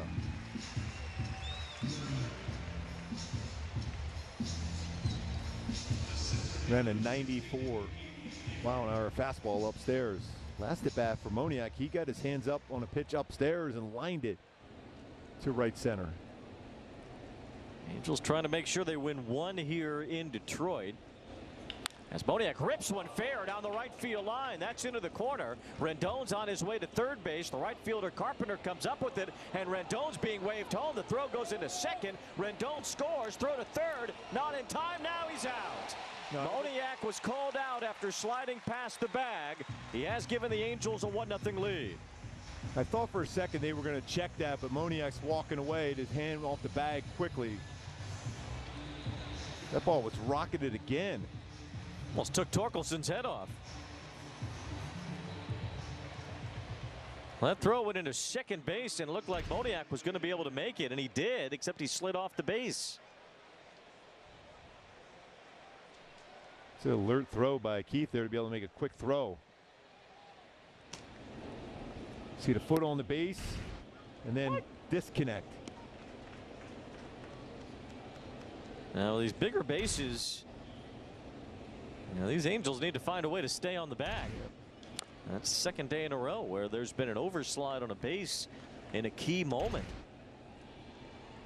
See, he's on the bag, and then that foot kicks up in the air and the separation. All infielders at every bag now are just told to keep the tag on them. It's great you beat the throw, but you got to hold the base. That's just as important. Already a single and a double in this game for Moniak. It's 4 hits in the last 2 games. And an RBI to give the Angels the lead as Joe Adell strikes out to end the inning. Well, the Angels get on the board, and they're up 1-0 here in Detroit.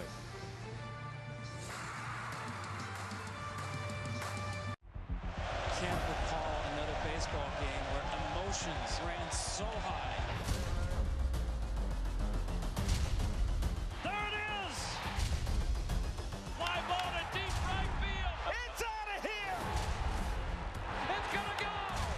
What a play by Aaron Judge! Experience game-to-game coverage of the night's biggest moments, live and commercial-free. MLB Network Strike Zone, Wednesday and Friday nights all season. Step up to the plate and get ready to play ball. The baseball show for kids where you can learn about batting, fielding, and everything in between from the real pros. Every swing is a big hit on Play Ball. Saturday mornings at 10 Eastern on MLB Network. Baseball is a sport, pero la verdad es que para nosotros, el béisbol es otra cosa. El béisbol es un corrido, un dembow y un reggaetón prendido. Es un plácata bien fuácata. Eso es otra cosa. It's the Plátano Power and the Arepa Power. It's a familiar name and juniors who dare to dream big.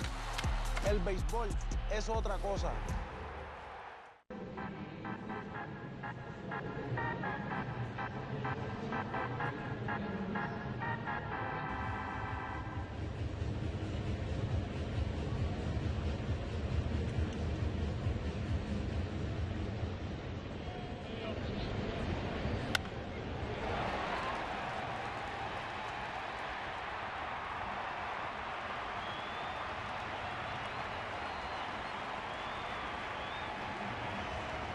tier play sense. Kochanowicz, we know that power sinker is one pitch away from potentially getting out of an inning. First and second, no outs. Hard sinker down, 6, 4, 3, double play, 8 double play turn behind him, and then finish it off with that sinker run in action on the outside corner with a call, third strike. So now Jack Kochanowicz pitches with the lead. It's 1-0 as Kerry Carpenter leads off the bottom of the 4th inning and waves and misses through a sinker that tailed off the plate. Mentioning the Angels trying to win one here in Detroit. They have won one every time they've played here, at least one, since 2010. That's the last time they were swept in a series at Comerica Park. That's also the last season that the Tigers have won the season series against the Angels, which could happen if Detroit wins today. The Angels have won or split every season series against the Tigers since 2011. It's a bouncer right to Zach Neto, who is stationed behind second base, and Carpenter's out. Another ground ball out. Kochanowicz, another softly hit ground ball. One out brings up Riley Green. He's the designated hitter today. He's done a very good job for Detroit in left field.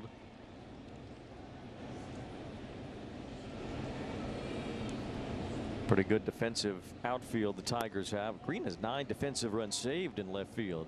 Don't hear that talked about as much because he has been so productive offensively.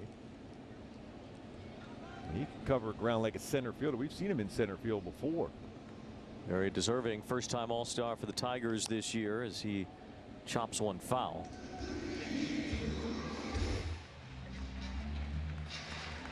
And the Angels have gone 55 and 33 against Detroit since 2011. Big swing and a miss by Green. He's had some good lateral movement too, and besides that power sink down. And it's helping him get more strikeouts today. He's had 3. He's had 8 total this season. 3 today. 4 came in one game, July 20th in Oakland. There's Green lifting one toward left center. Moniak's right there. 2 up, 2 down.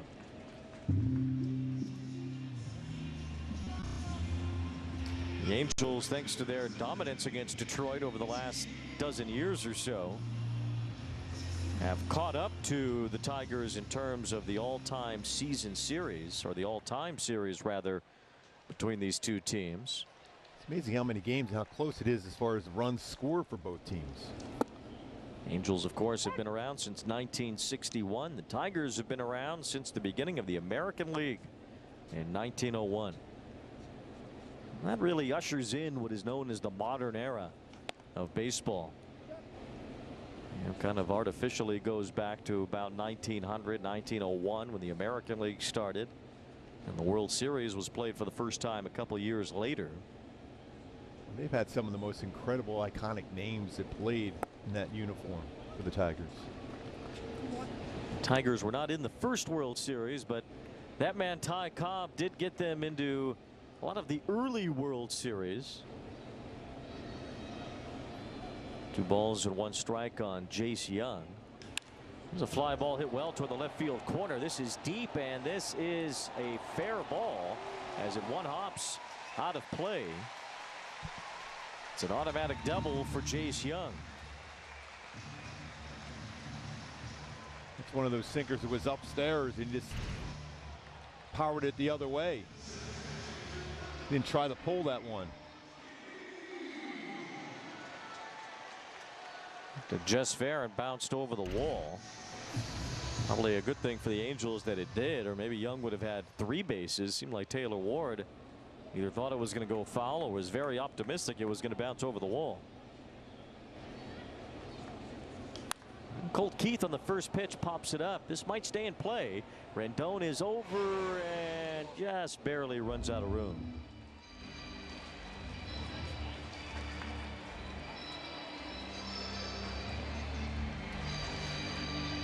That was so close to staying in play. So close.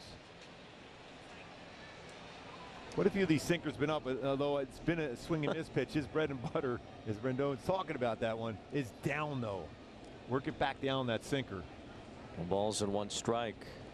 Keith fouls another. Would have liked to see Rendon climb the fence or climb the screen like he just showed that he should have. Yeah. Even Spider-Man. It would take a Spider-Man-like creature to climb a screen. A little flimsier than the padded walls out in the outfield. No balls and 2 strikes on Keith. And it's staying on top just a little longer on that sinker. Keith hit the ball pretty hard his first time, but lined out to Rendon. If you're a left-handed batter, you're looking at the outer part of the plate. You're just trying to hit the ball that way, kind of like Young did. So he's got to work down and take that sting out of the bat.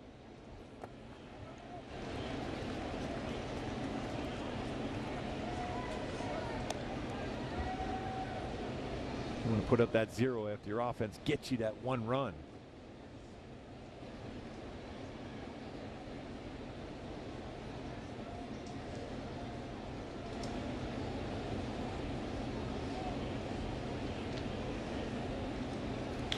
Ground ball to the right side off the bat of Keith. Stefanik handles that. Kochanowicz gets another ground ball out against a lefty to end the inning. Tigers strand a man on second.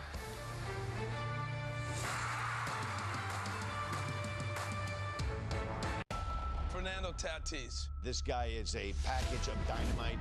He's the best. Oh, he made the catch! This guy's putting on a display. At his best, he makes the game so much fun to watch. What doesn't he do? I think he's the most popular player. He just got flair. He's gonna steal home! You are a cartoon character! Come on! Nando!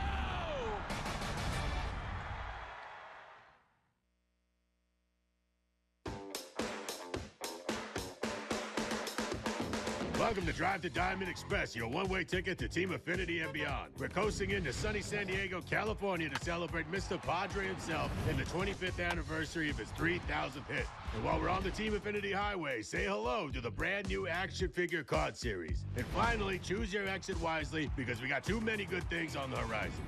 A burrito with French fries, I'm in. Catch up on all the baseball action with a triple play. Kevin Millar, Ryan Dempster, and Sierra Santos. 3 hosts joined by baseball's biggest stars. Welcome to the best interview in baseball. Intentional Talk, only on MLB Network.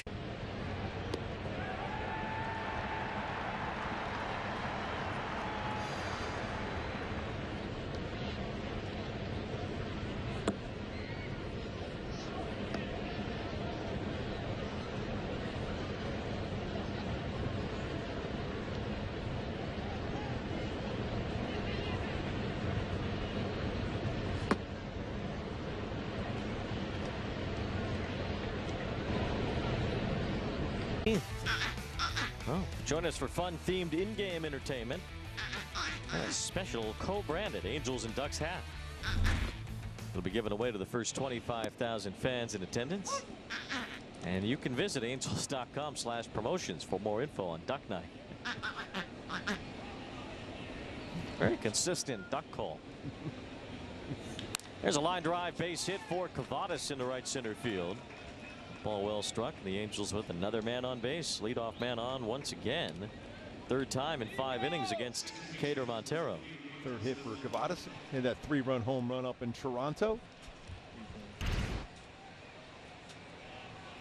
Changeup. It went down and got the barrel of the bat on that and lines it right center. 100 miles an hour off the bat on a changeup. That's all his power. Here's Stefanik, who walked his last time. Dumps 1 foul. Jack Kochanowicz has done a nice job on the mound today. He's given up a couple of doubles, but he has stranded both of those base runners. He's been real efficient. 47 pitches through 4 innings. 6 more ground ball outs helping his cause today.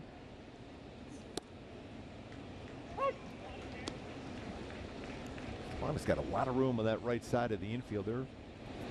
Keith is playing right towards the bag, so he can go, especially with the runner being held. Just punch that through now, especially with 2 strikes. Always known as a contact guy.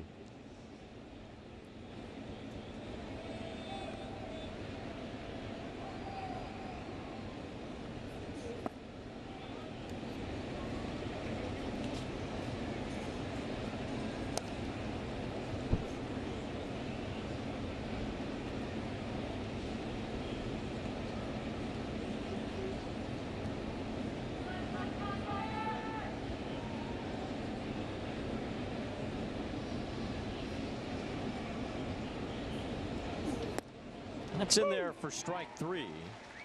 Stefanik goes down looking. It's a strikeout for Montero, his 4th today. Might have been a little below the strike zone, though. One of those pitches, too. You have a shot at punching that ball to the right side. A little slider.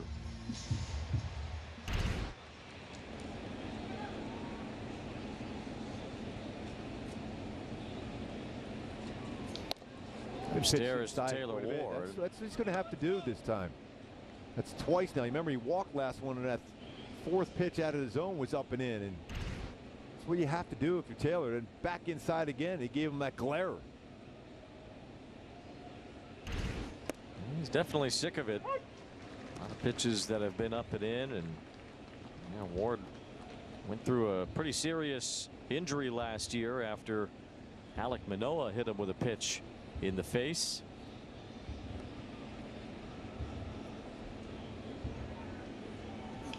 Ward lifts this one toward the left field corner. It's dropping, and it's a foul ball. Just inside enough on him.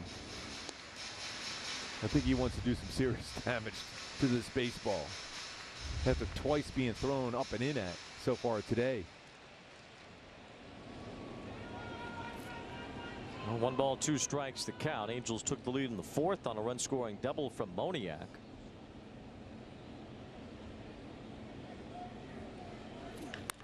Ward grounds one just foul down the 3rd base line again. Time that slider hanging over the lower part of the strike zone. He just pulled it foul. Taylor Ward on a 9-game hitting streak. He's hit safely 19 out of 22 games in the month of August. He's hit close to 300 this month. The ebbs and flows of Taylor Ward at the plate, where he'll go pretty cold and he'll warm up, although you don't see much variance in his swing, or he chases a little bit sometimes, but for the most part, a guy who looks consistent at the plate hasn't been consistent at the plate. It doesn't even matter what pitch is thrown. It's almost very much the same swing every time. 2 balls and 2 strikes on Ward. So I don't know where these hot and cold spells come from with regard to that, but they happen, and Taylor Ward right now heating up.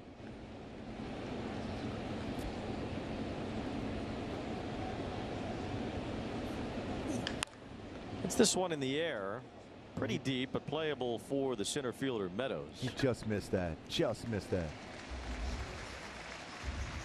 Ward retired for the first time today. Neto will bat after we get lunch ready with Jack in the Box. I invited Deadpool and Wolverine over to whip up some mini chimmy bang bangs. That was a mistake. Welcome to Jack in the Box.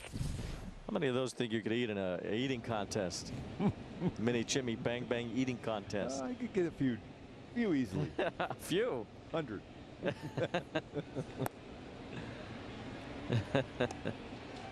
One ball, Depends no how many steps I get in during the course of the day. How many Zach Neto steps that he had that last time trying to steal a bag when he was on base.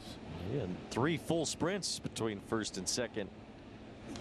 Last time on base, he bounces 1 foul. 1 ball, 1 strike on Neto. It sends some frustration in his swing right now. Just try to be comfortable in there. Look for your pitch. It's been a rough week or so now, ever since coming out of Kansas City, where he hit the ball well against the Royals. He had a couple home runs.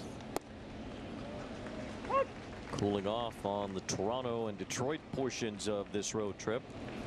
Angels only have a couple road trips left after this one.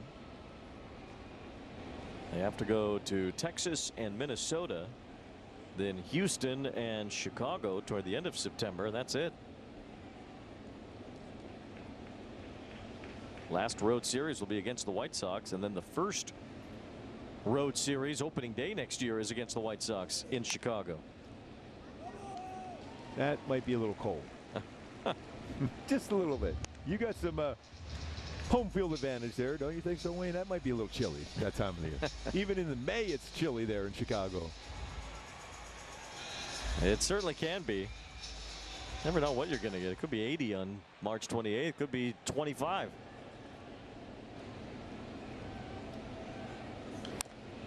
Still 1 ball, 2 strikes on Neto. The Angels will open next season in Chicago A week-long road trip to Chicago and then St. Louis before the home opener to get things going next year.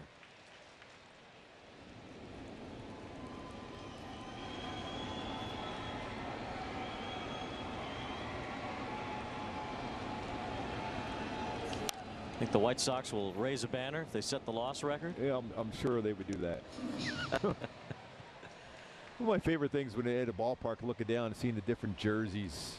You see a Price down there, you see a Verlander jersey, Cabrera jersey, but right in the midst of all that, you see a Jordan Brett jersey here in Detroit.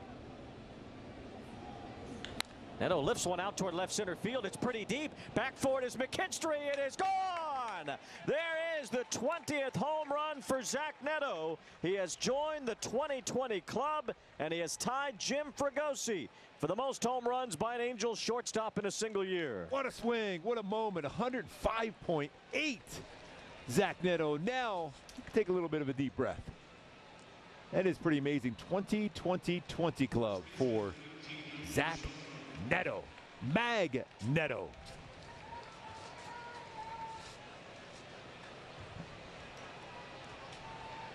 I think I kind of thought he might be pretty good in the pregame show today. I thought it was something special. I didn't know it was going to be that one, but I'll take that swing there from Zach Neto. What a swing that was. You saw the frustrations the first two at-bats. Not anymore after that swing.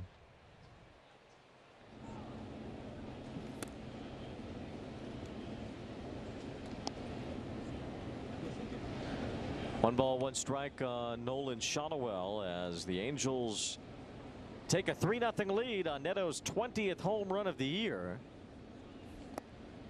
And now Zach Neto joins Mike Trout as the only Angels to have a 2020 season by age 23 or younger. That's pretty good company. And he's tied Fregosi for the most home runs in a single year by an Angels shortstop. Fregosi had 20 in 1970. Also hit 2 as a first baseman that year. 20 home runs and still a month to go for Zach Neto. Yep.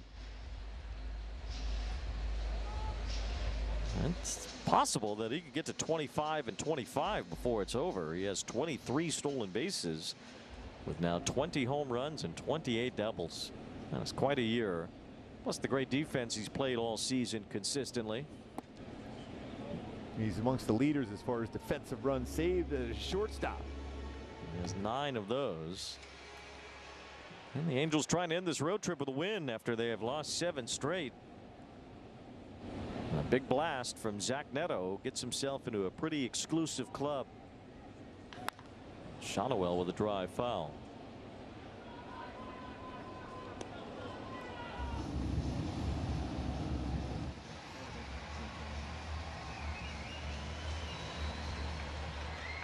Such a special moment. That is so cool for Zach Neto. Strike 3. Kochanowicz thought that was off the plate as that ends the inning, but Zach Neto joins the 2020 club. And big time at our Arco top tier play. Slide piece covered. Looking for dinner made easy? Move over meal prep and make way for pre-chopped and pre-portioned ingredients. Hit the road hard to follow recipes and say hello to easy breezy meals. Peace out, pile of dishes, and welcome easy cleanup. Well, hello there, Home Chef. Home Chef oven-ready meals, pre-chopped and pre-portioned recipes without the prep or mess. Get 18 free meals when you sign up at homechef.com. Home Chef, delicious meat simple. How many pairs of Tecovas boots is too many pairs? Not sure. How much fun is too much fun? Find your next pair or two at Tecovas. Ooh, that's a lovely view. What are you two looking at? Tip pick. What did you say? Tip pick. Tickets to the show with no hidden fees. No matter how many times you cross that bridge, the feeling's still the same. Never quiet, but calm and best shared. Peter Millar. Catch up on all the baseball action with a triple play. Kevin Millar, Ryan Dempster, and Sierra Santos. 3 hosts joined by baseball's biggest stars. Welcome to the best interview in baseball. Intentional Talk, only on MLB Network.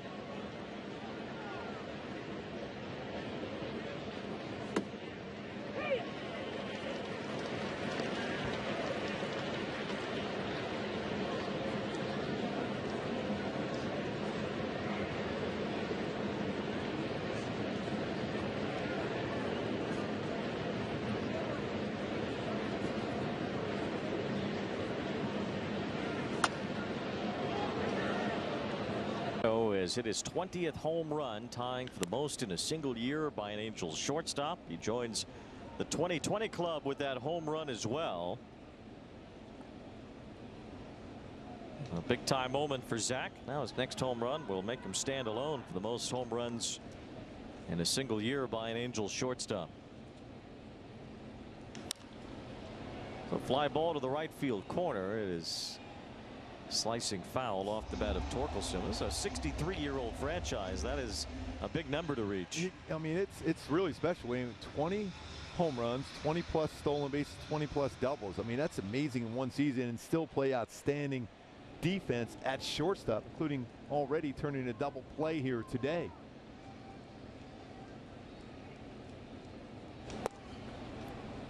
Now Kochanowicz works with a 3-0 lead, trying to keep it rolling for him. Kochanowicz has been very efficient so far in this one. Key is always, especially a young pitcher, you don't look ahead, you just worry about batter to batter. Overthrew that curveball. Front shoulder flew open. It's tough to stay on top of the baseball when you overthrow like that. Just go right back to that power sinker, see if you get another ground ball. Torkelson is a hitter that loves to try to get his arms extended. That sinker in could run in on the handle of the bat.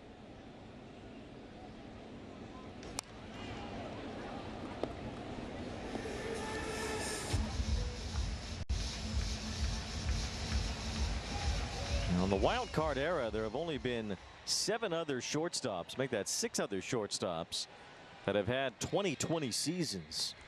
Anthony Volpe did it last year. Of course, Bobby Witt has had a 30-30 year. And Bo Bichette, Fernando Tatis Jr., Hanley Ramirez, A-Rod, and Nomar. Pretty good company. That's that era back at that day with A-Rod and Jeter and Tejada, Nomar. So many incredible shortstops. We're in that era right now, I think, in baseball with so many outstanding shortstops. I just mentioned a couple of them, especially with Bichette and Witt.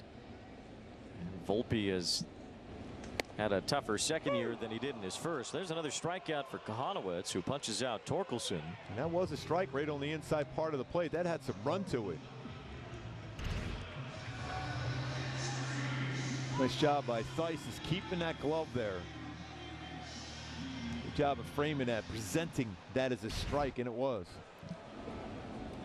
4 strikeouts ties a season high at the big league level for Kochanowicz, as McKinstry takes ball 1. And some of the older shortstops around the league too, guys like Lindor, Corey Seager, Gunnar Henderson for Baltimore, another younger shortstop who's been successful. It's a position filled with talent, and Zach Neto certainly among them, as he has joined the 2020 club here today. Special moment for him. When you think about the history of the Angels, you mentioned that 63 years. At the top now, tied with late great Jim Fregosi, whose number has retired. Hit hard, Stefanik unable to pick it as it gets into right center field. A base hit for McKinstry.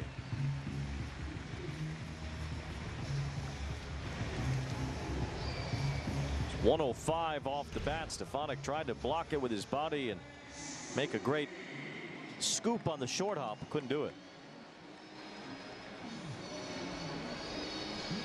Very difficult to be able to do that once you go into that slide, especially limited amount how much you'll be able to catch on that one hopper, especially hit that hard. Here is Sweeney, who was hit by a pitch his first time, and a strike over the inside corner to Sweeney. 3rd hit for the Tigers against Kochanowicz today. Tigers don't run a lot. McKinstry, though, has been successful. All 13 attempts stealing the base. Kochanowicz has only allowed 1 stolen base against him. Ground ball knocked down by the pitcher. He'll still have a play at first, and he gets it there in time. I'll tell you what, he does not panic at all. He is pretty calm for a young pitcher.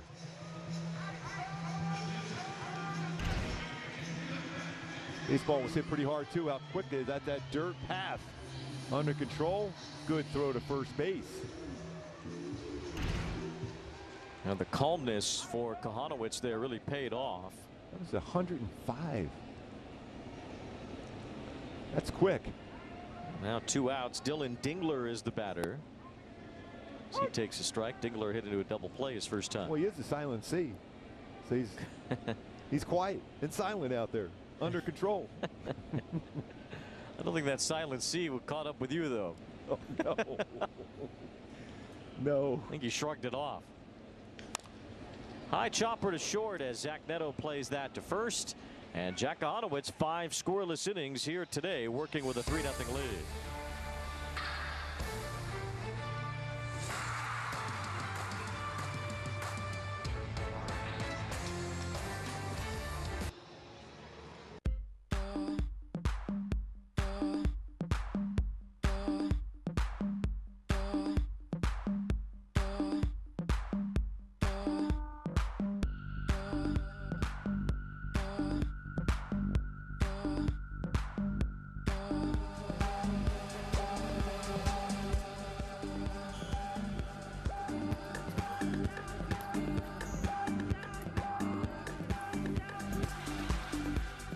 When we started Warby Parker, we just sold glasses, and only online. But people liked them a lot. So we offered more things, like sunglasses and contacts. And then we thought, what if we sold eyewear online and in stores? So we did that. And now we have stores in neighborhoods all over. There you can chat with friendly opticians and get eye exams from top-notch doctors. Now, no matter where you go, we've got your eyes covered. I knew that something was different. I knew it, I called it, and look what I found today. It's Blue Chew. Blue Chew. Blue Chew? Blue Chew. Blue Chew. Blue Chew. Blue Chew. The Holy Grail. This is the secret. If you don't know, now you know. You can get it on a subscription model, so men can get delivered every month.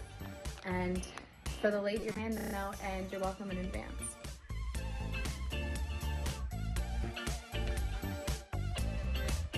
Stepping to the plate, PJ Morlando. I believe this is where it all began. And this is the sweetest sound in the world. I believe passion doesn't come without pain. The question is, does he have the bat speed? Does he have... To secure your seats today, it is a pair of 2-game series that the Dodgers and Angels play against each other this year. Next year, it will revert back to 3-game series for the Freeway Series, so there will be 3 at Dodger Stadium and 3 at Angel Stadium next season. And they already got the spring training schedule out. There's 2 of the 3 at Angel Stadium next spring training in the Freeway version of it. So a lot of action against the Dodgers next year. Joey Wentz, the new pitcher for Detroit, left-hander. With 2 more Dodger games means 2 less games against other American League teams. Yeah, I was trying to figure that one out for a while. Anthony Rendon pops it up against Joey Wentz. It's the shortstop taking over the play, and Sweeney able to make the catch in shallow center field. That's so too often you have 5 defenders getting close to that pop-up in the outfield. Keider Montero goes 5 innings, strikes out 5, gives up 3 runs on 5 hits. It was chaotic how many Tigers were around that pop-up, plus the umpire. Here's Theis. Strike 1 in there from Joey Wentz.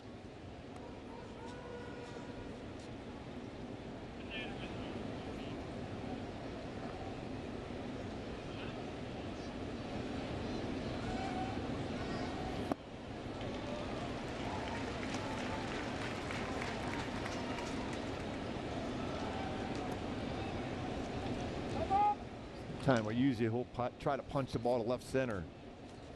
2 strikes on him.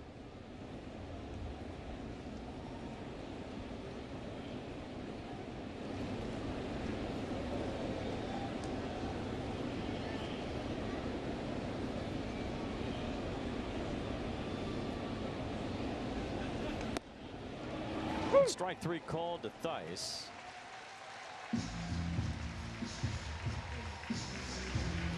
Two up, 2 down here in the 6th inning.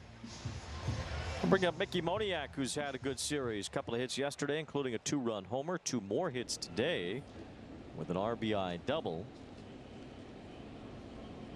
Facing a left-hander here as Wentz is on the mound.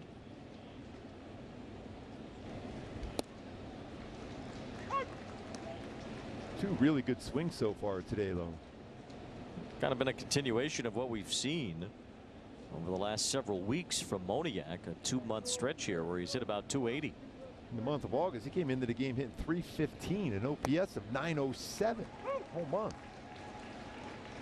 He'll jump up there with a couple swings today, including an RBI double. .339 now, the average in August for Moniak.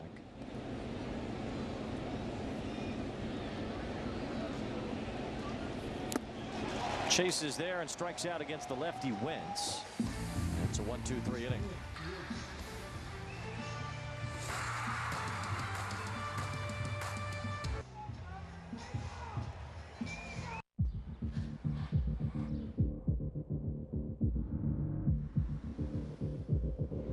Hi. I can tell. Hey. Hey, Mom. I can tell. Sounds awkward. I can tell. You've been driving high, haven't you? I can tell.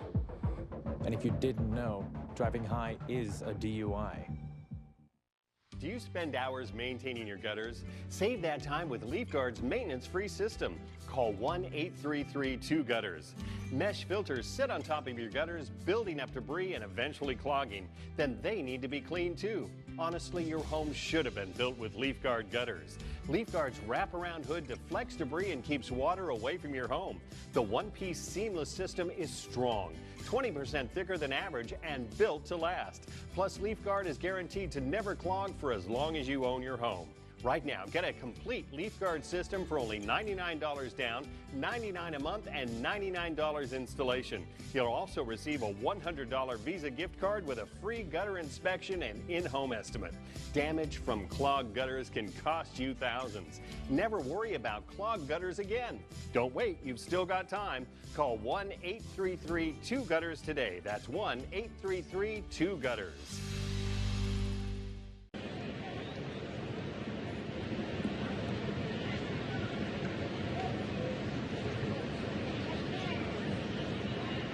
Run action in, go right away to a lefty. So far, so good. 4 strikeouts, no walks, and 5 shutout innings. It was 8 ground ball outs. That's 48 now in his last 4 starts. If my math is good, that's 12 a start. And still a chance to get a few more here today as he works in the bottom of the 6th inning. Parker Meadows takes ball 1. 3rd time through the order here now for Kochanowicz. Remember, with that low pitch count, he has had a couple of complete games this year in the minor leagues. He had an 86 pitch complete game against Chattanooga on June 26th. 1 ball, 1 strike on Meadows, who is 0 for 2 with a strikeout and a ground out. Kochanowicz also had a complete game against Birmingham on July 6th.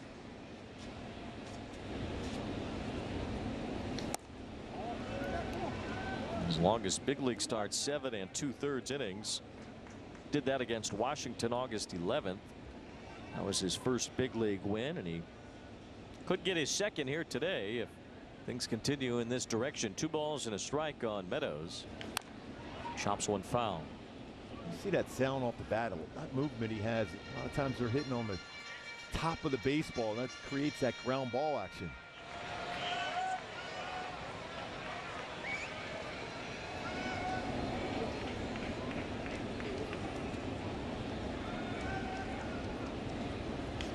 Slap toward left and a base hit. That sinker was up and Meadows punches it for a leadoff single.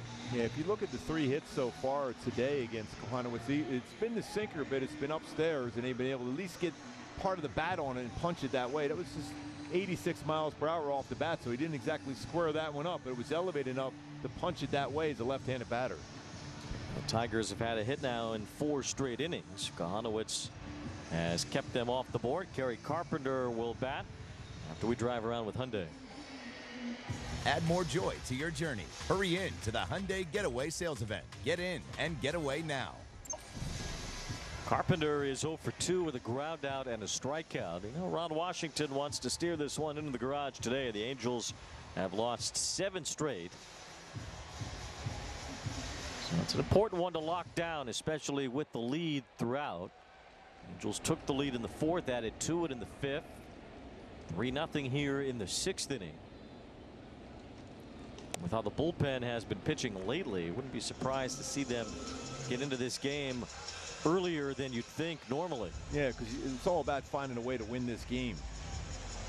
Kochanowicz has been really, really good so far. See if he get another one of those ground balls at an infielder.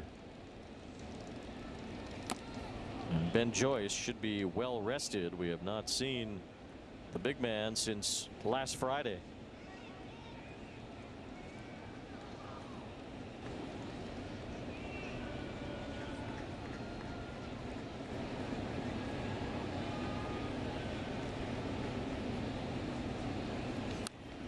Boy, that had some sink to it. Carpenter's trying to pull that. Some of the successful swings against Kochanowicz today by the Tigers hitters, they're trying to stay and go the other way. He's still trying to pull it, which gives you a real good chance of getting a ground ball at second or short. You may be able to get 2 with it. The key is to making sure you keep it down, though. It's 1 ball, 2 strikes on Carpenter. Breaking ball is lifted foul. That was a mistake there, that curveball. Not the pitch itself, but the location of it.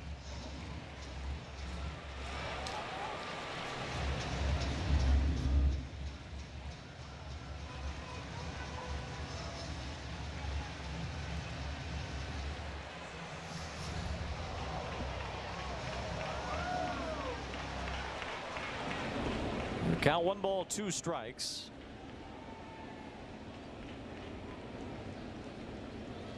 Carpenter with a liner towards center. That's dropping for a base hit. So a couple of 2-strike singles here in the 6th inning. Back-to-back hits by Meadows and Carpenter.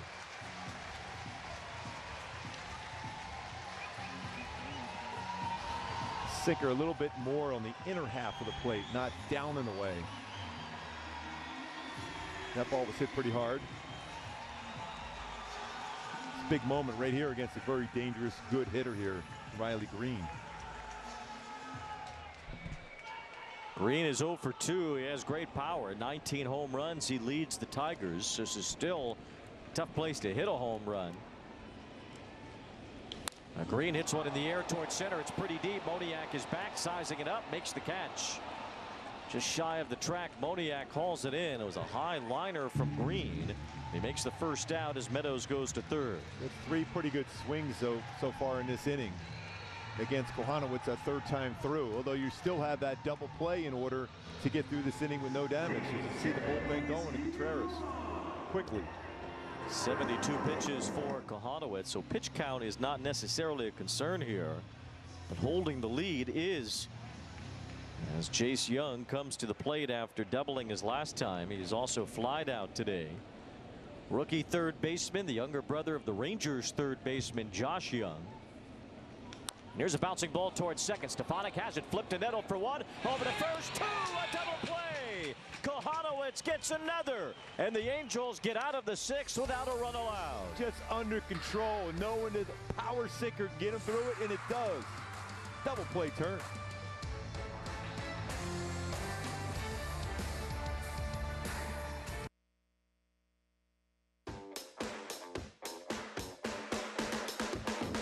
Welcome to Drive to Diamond Express, your one-way ticket to Team Affinity and beyond. We're coasting into sunny San Diego, California to celebrate Mr. Padre himself and the 25th anniversary of his 3,000th hit. And while we're on the Team Affinity Highway, say hello to the brand new action figure card series. And finally, choose your exit wisely because we got too many good things on the horizon.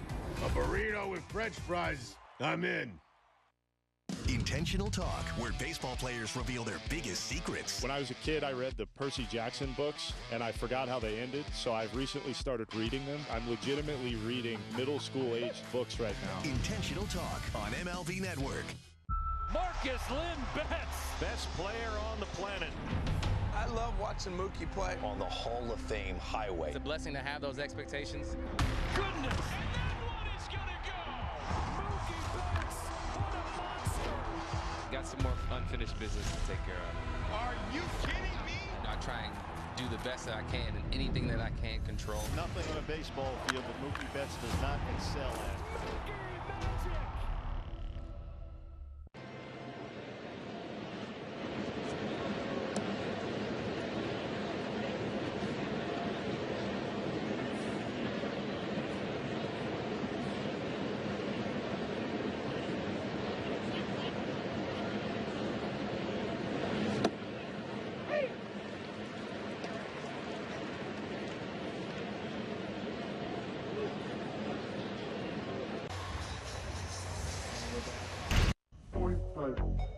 In the bottom of the sixth, thanks to Jack Kochanowicz getting another ground ball. You see where that pitch started, middle part of play, and then sank down and away, and then that 4-6-3, and a lot on that throw from Zach Neto to complete that double play. That's 2 double plays turned already. The quick flip over there for Stefanik, but he knew he had to get a lot on that throw. He threw it from over top and gets him. 4-6-3. Joe Adele leading things off. It's one a mile high into a cloudy sky in Michigan today. Torkelson is able to make the catch, and Adele's the first out here in the 7th. Kochanowicz, 6 scoreless innings. Looks like his day might be done, but a tremendous job and able to skate through some scoring chances for the Tigers in the last few innings. He's just always under control for a young pitcher with not a lot of experience at the major. Not a lot of experience in professional baseball. This would be under control. This would be his first start without a run allowed, but it would be his 4th straight quality start, which would be the longest streak by an Angel in over a year. What a job. No walks. With that power sinker, no walks, gives you a real good chance to be effective in 73 pitches, 51 of them strikes. Just 23 years old, a 3rd-round pick in 2019. And get to pitch in pro ball until 2021.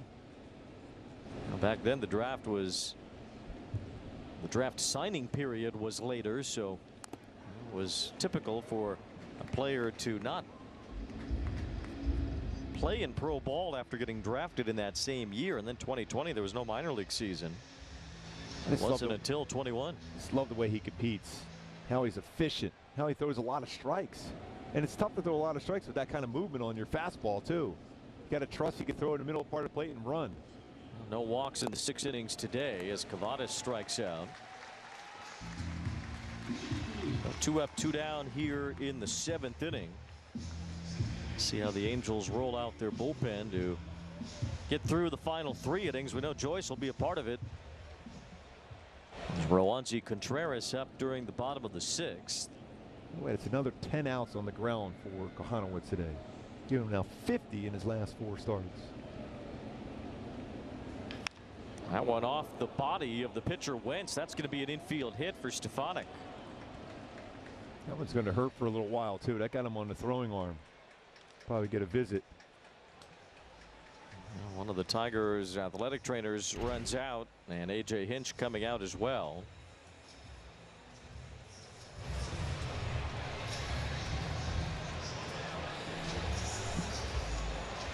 Might have got him on the pitching hand. Yeah, got him right on the hand.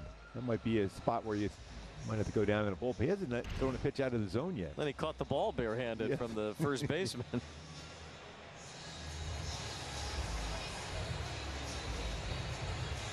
He doesn't know what it feels like to throw something out of the strike zone yet. This is his second inning of work after Montero worked the first 5. Looks like Wentz will throw a couple of pitches to make sure he has enough feeling in that hand before Taylor Ward steps up to the plate.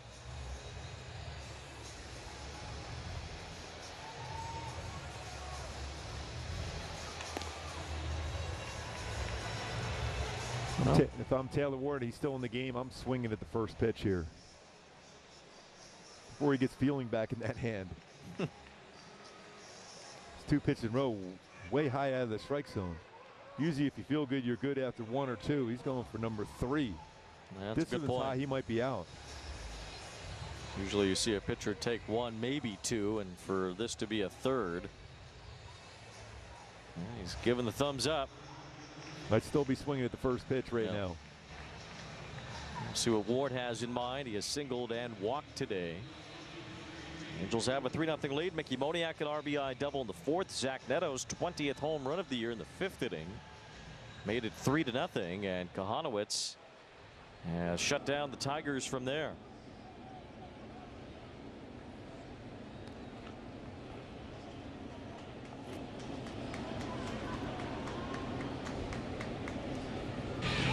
So throw to first just to make sure. He can still feel the baseball.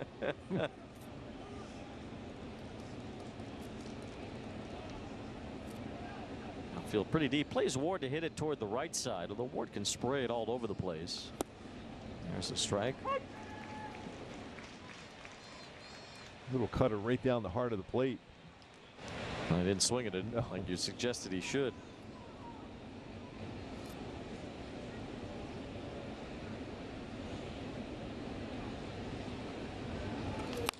Swings at this one and it hits Wentz in the leg. Back to Dingler. The catcher throws to first. That's a scary one there. And Joey Wentz on the receiving end of some target practice here in the 7th. Got hit on the hand when the previous at bat ended, and now gets hit on the leg by Taylor Ward's bouncing ball.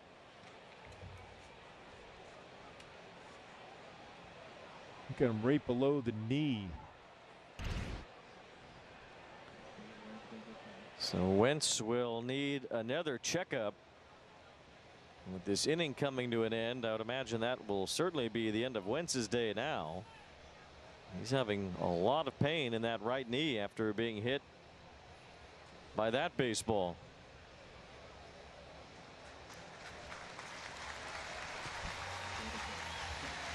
Trying to walk off on his own. Joey Wentz gets through the 7th without giving up a run.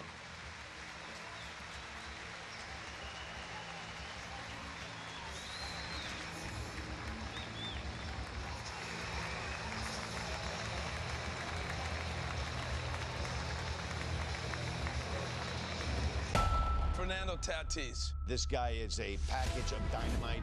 He's the best. Oh, he made the catch! This guy's putting on a display. At his best, he makes the game so much fun to watch. What doesn't he do? I think he's the most popular player. He just got flair. He's gonna steal home! You are a cartoon character! Come on!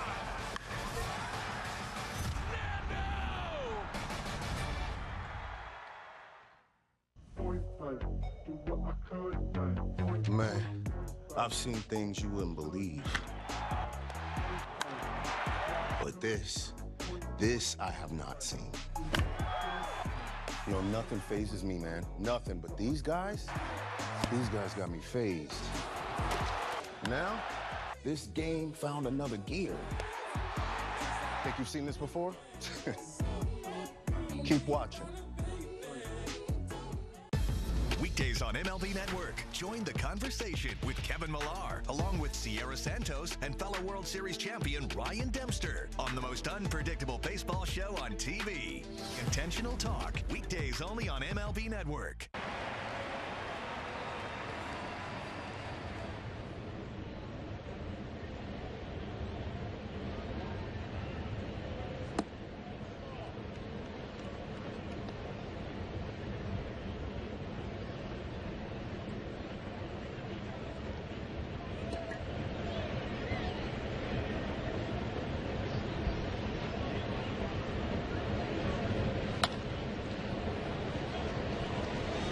After losing two guys that were very valuable at the ends of games, Carlos Estevez and Luis Garcia. A lot of strikes being thrown, a lot of attacking of the strike zone. Great secondary pitches, keeping the ball on the ground. It's pretty impressive, especially when you think of the whip. That's your goal out of the bullpen, is make sure you limit the amount of base runners. Been really, really good at that. Well, they'll try to hold a 3-0 lead today as Colt Keith leads off in the bottom of the 7th inning. The Angels have lost 7 straight, and really only one of those games were they in position to win. And that was on Friday when Contreras allowed back-to-back home runs to end the game. Game tying and game winning blasts on 2 swings against 2 batters that Contreras faced on Friday night. Here's Keith rolling one over to the right side as Stefanik throws him out. Keep that theme going of ground ball outs. Great job by Kochanowicz again today. What a job. 4 punch outs, no walks. Contreras has that kind of fastball too, where he can get a lot of ground ball action. Also with that slider and curve combo and changeup. So 1 out. Here is Torkelson, who has struck out twice. First pitch missing upstairs from Contreras. Torkelson has been red hot since returning from a long stay in the minor leagues. They sent him down after a slow start to the year, and he ended up being at Toledo for a good chunk of the season. He's had 7 extra base hits, including 3 home runs since returning, and hit 1 last night. He gets hit by a pitch here. Contreras goes up and in and hits Torkelson. Now he needs to see the training staff. This runs right up and in on him. He drops the wrist down on a sinker. That got him in the hand. It's been so good since coming back up. It's going to be valuable in their run to potentially the postseason. Hopefully he's going to be okay. Tigers entering today's play 4.5 games out in the wild card in the American League. Minnesota holding the number 3 spot. The Twins don't play today, so the Tigers could gain or lose a half game depending on today's result, as Torkelson makes his way to first base.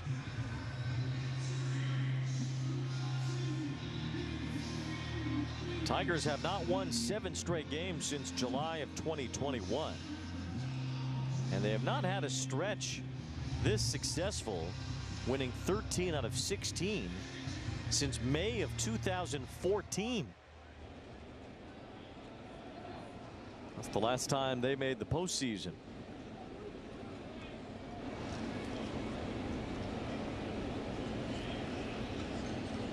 Well, McKinstry is the one guy that had some pretty good swings against Kochanowicz today. Double and a single for McKinstry today, getting the start in left field. Yesterday we saw him play second base, shortstop, and right field. Contreras falls behind him. 2 balls, no strikes.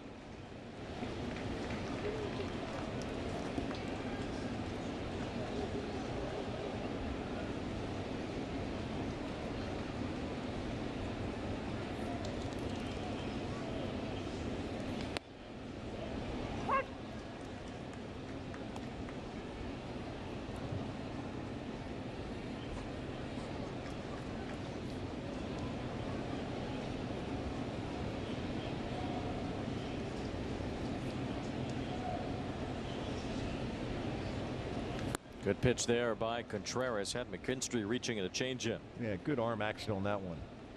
Sold it as a fastball. Drops it down and away on a change piece. Some midseason pickups along the way for this Angels bullpen that have helped the cause, and Contreras has been one of them, coming from Pittsburgh. Strike 3 called at the knees. A fastball to strike out McKinstry. What an excellent combination there. Changeup and then 95 four-seam fastball. It's about 9 to 10 mile-an-hour separation. The speeds of those pitches, perfect spot. Nice job by Contreras. After hitting Torkelson, bounces right back for the punch out. 2 outs, and now the batter is Sweeney, who grounded out his last time. And a bouncing ball past Shotwell and past Stefanik into right field. It's a seeing eye single as Sweeney moves the runner Torkelson over to third.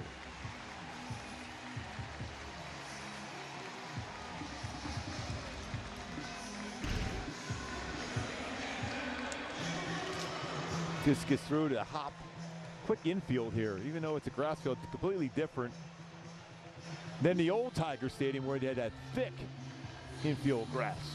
Have to give the hitters something here in this spacious ballpark. Here comes Ron Washington. There is activity in the Angels bullpen, although Wash has not made any motion yet.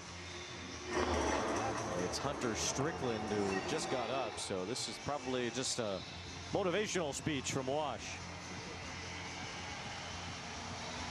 He will work Contreras through that. Will works through some mini Jimmy Bang Bangs from Jack in the Box. I invited Deadpool and Wolverine over to whip up some mini Jimmy Bang Bangs. That was a mistake. Welcome to Jack in the Box. Tigers have threatened in many innings today. They just haven't scored. They've had a man in scoring position, though, in 5 straight innings. They have a man on third here with Sweeney at first and the catcher due up, Dylan Dingler. Dingler had some good minor league numbers, but he has not hit a lot yet at the major league level. Yeah, this is the guy you want, especially with the top of the order coming up for the Tigers. Dylan Dingler. In Boogie Nights? It's been through my mind about 5 times already. I'm sure he's never heard that before. No, it might be the first time today. It's fine. You know, when Wayne's World was out when I was a kid, I heard that every single day. Get over it.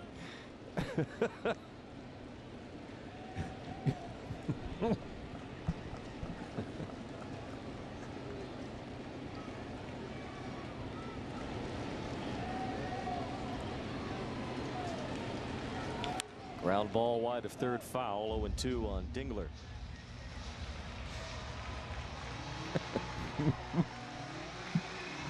You see Dingler had sizable numbers in the minor leagues at .308 with 17 home runs. He's this year at AAA Toledo. Contreras ahead of him here. No balls, 2 strikes. The sun's starting to peek out here in Detroit.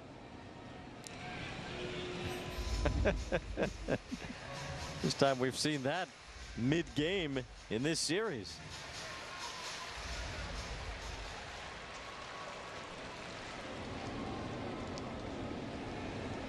Somebody just swung the curtain wide open.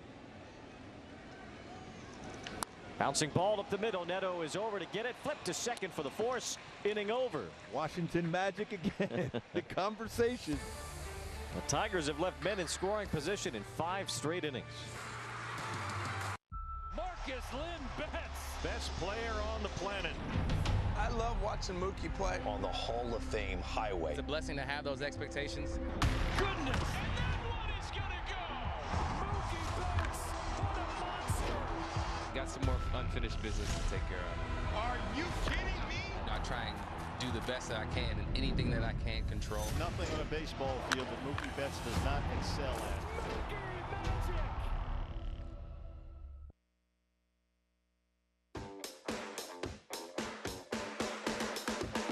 Welcome to Drive to Diamond Express, your one-way ticket to Team Affinity and beyond. We're coasting into sunny San Diego, California to celebrate Mr. Padre himself in the 25th anniversary of his 3,000th hit.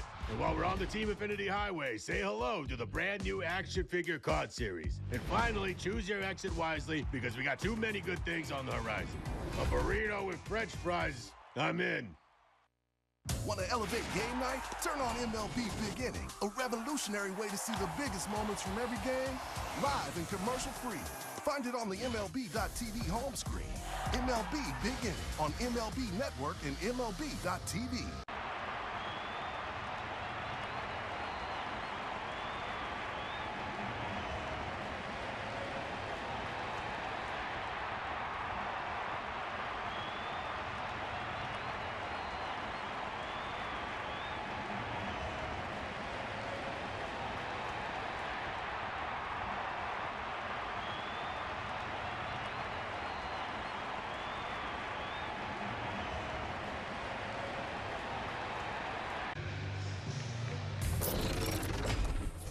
look at our Carl's Cam replay. The 20th home run this year for Zach Neto. Nice swing on that for Zach. 20th home run. Running a 2020 club. That sigh of relief. He had that little edge going, walking by us today on the pregame show with Irk and I, and he had that focus going. Glad to see him get that one. Look at these names up here this season with 20 home runs, 25-plus doubles, and 20 stolen bases. It's a pretty good company. Yeah, the real stars of the game on that list. Shohei has made it to 40-40 already this year. Jose Ramirez, Bobby Witt, Jarren Duran's had a breakout year for the Red Sox. Lindor's been huge for the Mets, and Elly De La Cruz with all his skills. So certainly a great list to be a part of for Zach Neto, who takes strike one. The new pitcher out there for the Tigers, Will Vest, who had been on the paternity list and now back with the ball club today. By the way, Wentz didn't throw a pitch out of the zone the entire time. 2 innings, 17 pitches, 17 strikes. Got knocked down twice, though. Yes. One more would have been a TKO. I always joke around, well, at least your fielding percentage goes up there, because he gets a part of that when he gets an assist on that one. And he did. It was a 1-2-3 put out on Taylor Ward to end the 7th inning. Some afternoon games happening now in the major leagues. Milwaukee's out to a 2-0 lead on the Giants. They're in the 3rd inning. Brewers still have a 9-game lead over the Cubs in the National League Central, sitting fairly comfortably. As Neto lifts a fly ball to right center field. Carpenter is there to make the catch. Speaking of great shortstops, Corey Seager has hit his 200th career homer today. Rangers lead the White Sox 1-0 in the 4th. Seager is the first left-handed batting primary shortstop in baseball history to hit 200 home runs. Really? Oh. Haven't thought of it that way, but all the right-handed hitting shortstops you could think of, Ripken and A-Rod and Garcia-Parra, Jeter. All those switch hitters also. Yeah. That's pretty amazing. He likes winning MVPs in the World Series, I know that. He's done that twice for 2 different teams. Last year's World Series MVP for the Rangers, who will not be sniffing October this year. There will be another new champion crowned in Major League Baseball, as it remains that the Yankees were the last team to repeat, winning 3 in a row in 1998, 99, and 2000. Tells you how balanced baseball is, and it's really balanced this season. Been a lot of first-time champions too, or at least first time in a long time in that span as well. I'm thinking about the Red Sox, the White Sox, the Cubs, all going decades. In the Cubs case, over a century, and they've all won World Series since then. The Rangers, you mentioned, this is the first time ever. Well, Cleveland would like their turn. First place in the AL Central. They haven't won the World Series since 1948. Just mentioned the Brewers. They've never won it. There's a ground ball up the middle, sliding stop, but unable to make the throw to first in time was Colt Keith. Ball kind of rolled around his hand, and Kochanowicz gets an infield hit. He's okay, kind of stumbled at the base there. Remember, in Toronto, had a little bit of a back issue.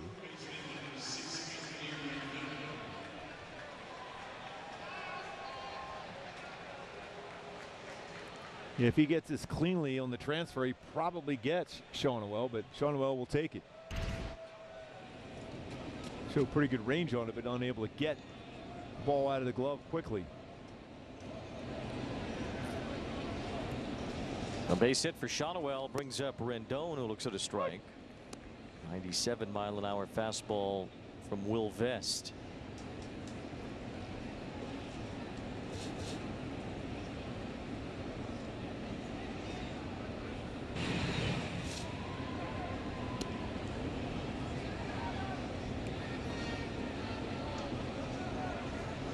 Vest is 29 years old from Houston. He's done a pretty good job out of the Tigers bullpen this year. He's only given up 2 home runs all season in 56 innings.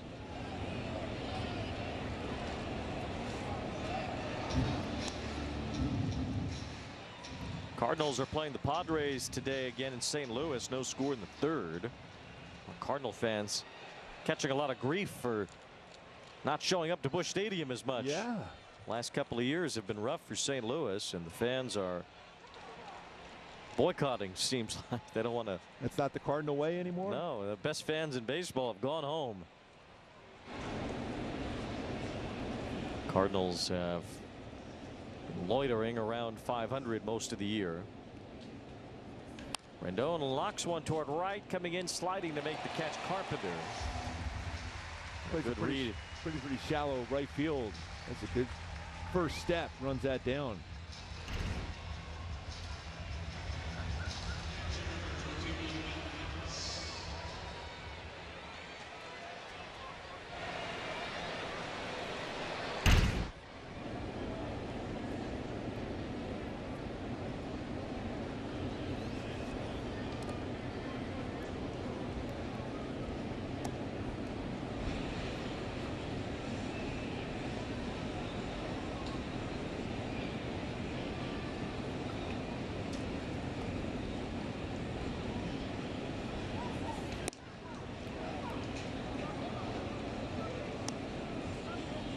Matt Thaiss at the plate here with 2 outs. Thaiss has struck out twice today. He's 0 for 3.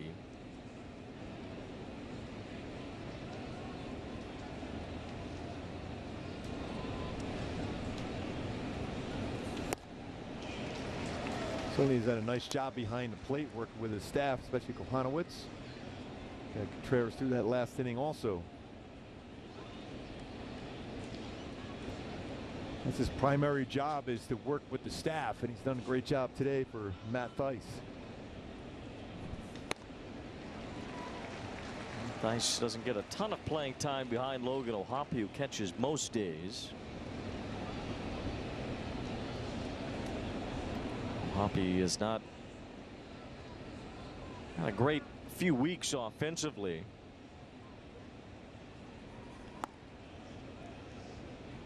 Still getting the bulk of the playing time behind the plate. O'Hoppe has played in 114 of the Angels' 134 games this year.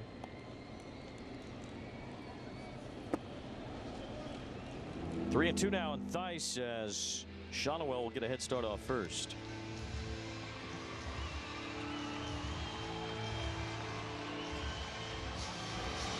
Should see a fastball here.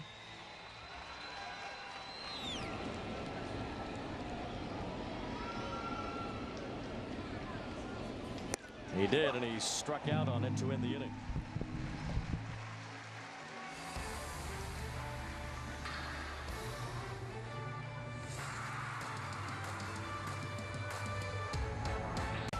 Fernando Tatis. This guy is a package of dynamite. He's the best. Oh, he made the catch! This guy's putting on a display. At his best, he makes the game so much fun to watch. What doesn't he do? I think he's the most popular player. He just got flair. He's gonna steal home! You are a cartoon character! Come on!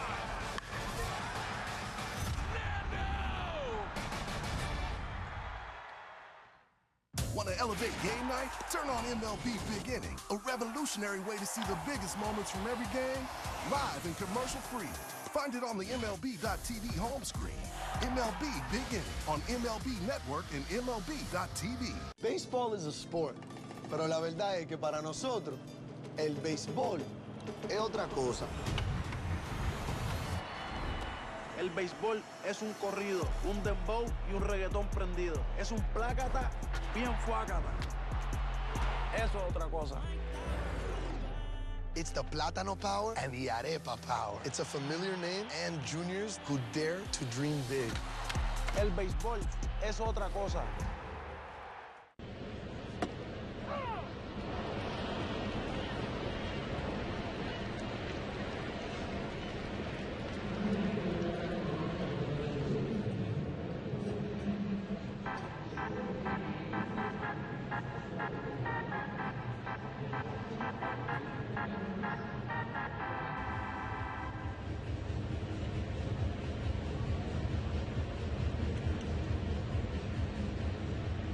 Sweepstakes end August 31st. You gonna go by and say hi?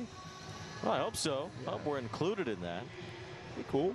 They'll shove us in the corner somewhere, which could happen. They never put baby in the corner. Come on, Wayne. Yeah, there is Jose Quijada to pitch in this 8th inning as the Angels try to keep this 3-0 lead intact. Quijada's done a nice job since coming back from Tommy John surgery. Good life on his fastball. He's been using his changeup. You might see him use his changeup a little bit more today, including maybe even a slider. First pitch fastball there, a strike as Parker Meadows leads off here in the 8th inning. Surprised that they want to give Matt Vierling a chance here against the lefty Quijada in the game. Tigers need wins. This is getting serious for them. They're 4.5 back, and they could be 4 back if they come back to win today after Minnesota lost. I mean, we've been seeing a lot of games on the Angels side where the result does not affect the standings much. That is not the case for the Tigers today. So in this spot, lefty on lefty, it's an interesting choice by A.J. Hinch when Matt Vierling, a veteran, is available on the bench. Especially a lot of the numbers he's put up this season. 1 ball and 2 strikes on Meadows.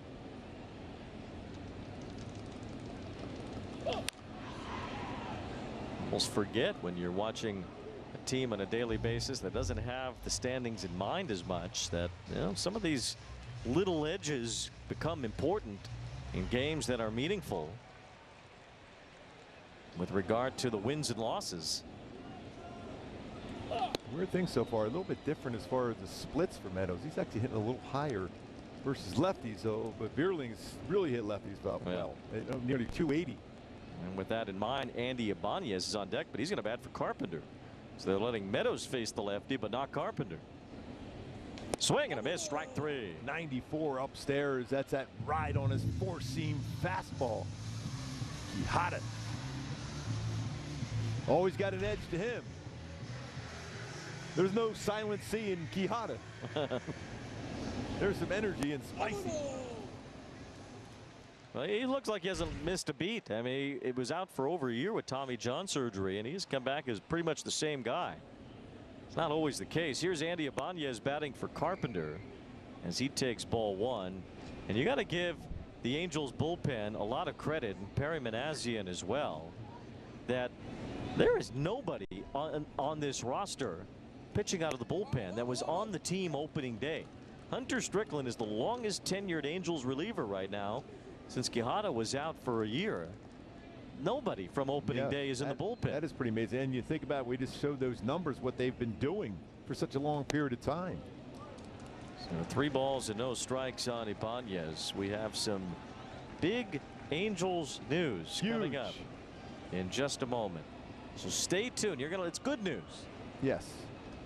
3-0 on Ibanez, and there's ball 4. So now we can tell you that on Sunday, the Angels are calling up their top pitching prospect. Keider Dana will make his major league debut on Sunday afternoon against Seattle. Well, I can't wait. I cannot wait. He has been unbelievable in Double-A. A chance to talk with him, see some bullpens, have many conversations in Tempe in spring training. 20 years old, but he pitches already as if he's been around the major league level for a long time. He's got a great feel for pitching. He's got some moxie, they say, too, as Keider Dana has developed into the top pitching prospect. He has had a tremendous year at Double-A Rocket City. And, well, the Rocket is attached now. At 20 years old, he's going to be in the big leagues on a major league mound in an important game for the Seattle Mariners, who are trying to catch Houston for the American League West Championship. Swing and a miss by Riley Green. Back-to-back 96-mile-an-hour 4-seam fastballs by Quijada.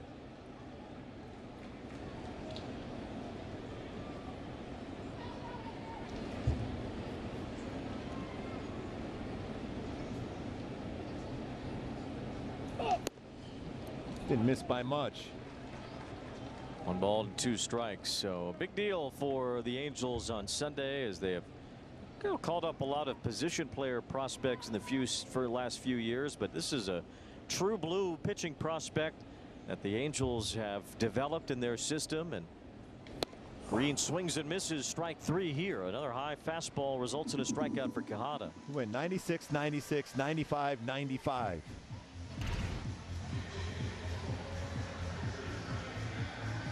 shows great life on fastball from Quijada. Back-to-back games for him, too.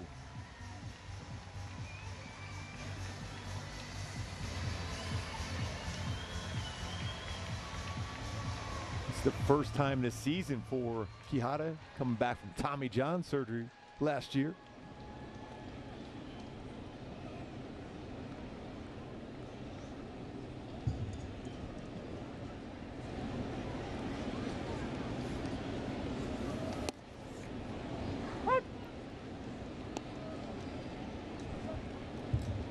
Vierling in the game now.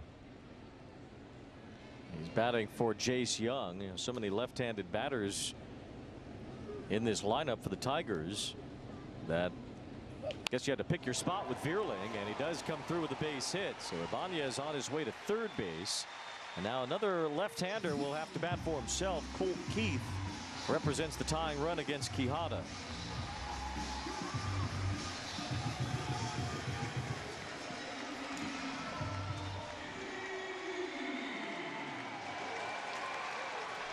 So the Tigers with a couple of right-handed options on their bench, Vierling and Ibanez. They have both reached base here. They still have Ryan Kreidler on the bench, batter from the right side, but Jake Rogers as well. So they could go to one of those guys here, but then with Joyce up, you'd probably be bringing Joyce into the game.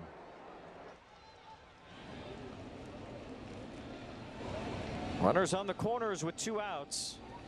And Keith had a good cut.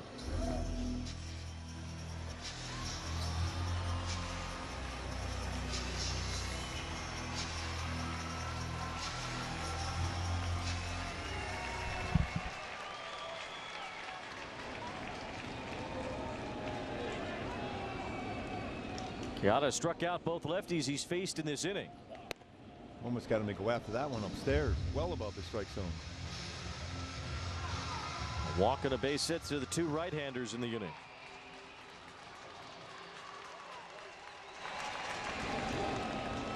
Keith has done a good job against left-handed pitching. He stays in there pretty well. It's a big at bat for Quijada against him. Check swing foul toward the Tiger dugout.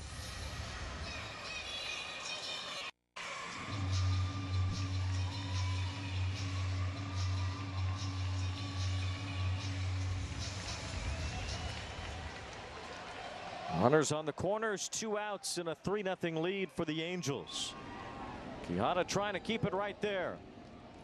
Keith doesn't chase the high fastball. 96 from Quijada. It's always fascinating to see Quijada start an inning at 91 and then ends up at 96 or even higher before the inning is over. I think that energy level gets going for him. 2-2 on Colt Keith. Lays off again. Overthrew that one. Now Torkelson's on deck, so if Quijada can't get Keith, it'll be Joyce against Torkelson.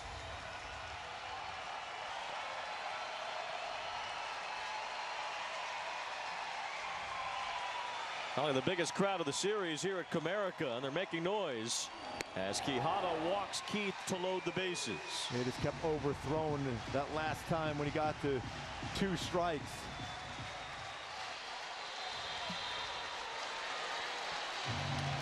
Well, fasten your seatbelt. This is going to be power against power with the bases loaded. Ben Joyce against Spencer Torkelson in a 3-run game when we come back.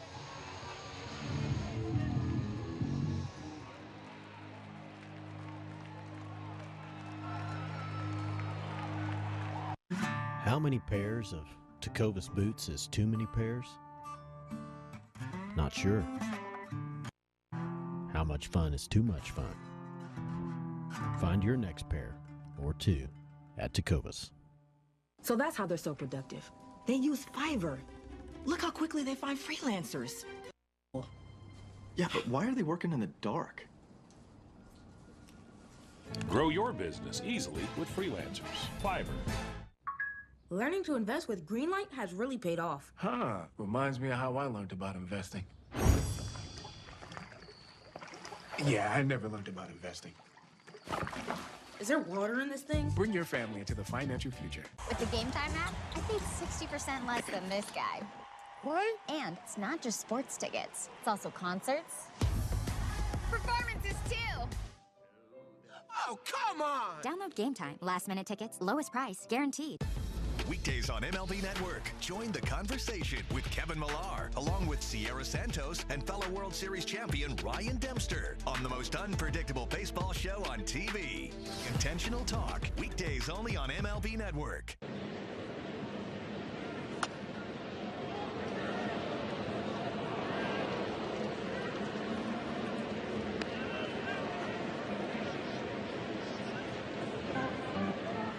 Valley Sports brought to you by Nissan. Save big before summer ends at the Nissan End of Summer Sales Event. By Spectrum. Get Spectrum Internet, mobile, and TV. Visit Spectrum.com for details. And by the OC Healthcare Agency. Navigate to a healthier you at angels.ocnavigator.org. If you're a baseball fan, this is why you come to the ballpark. Right here. Joyce against Torkelson.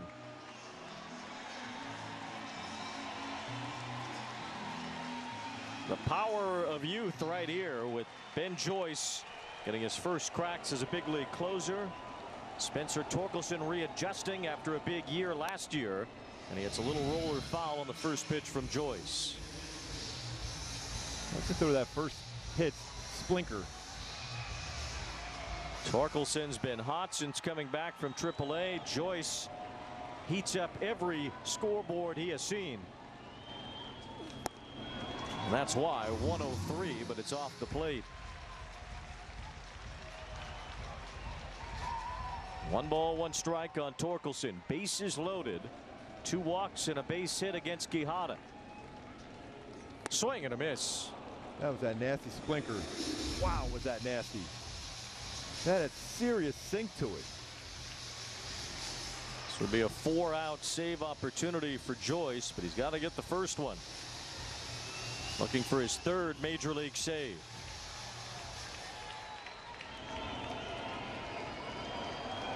Angels up by 3. On 1 and 2, Torkelson fouls one off.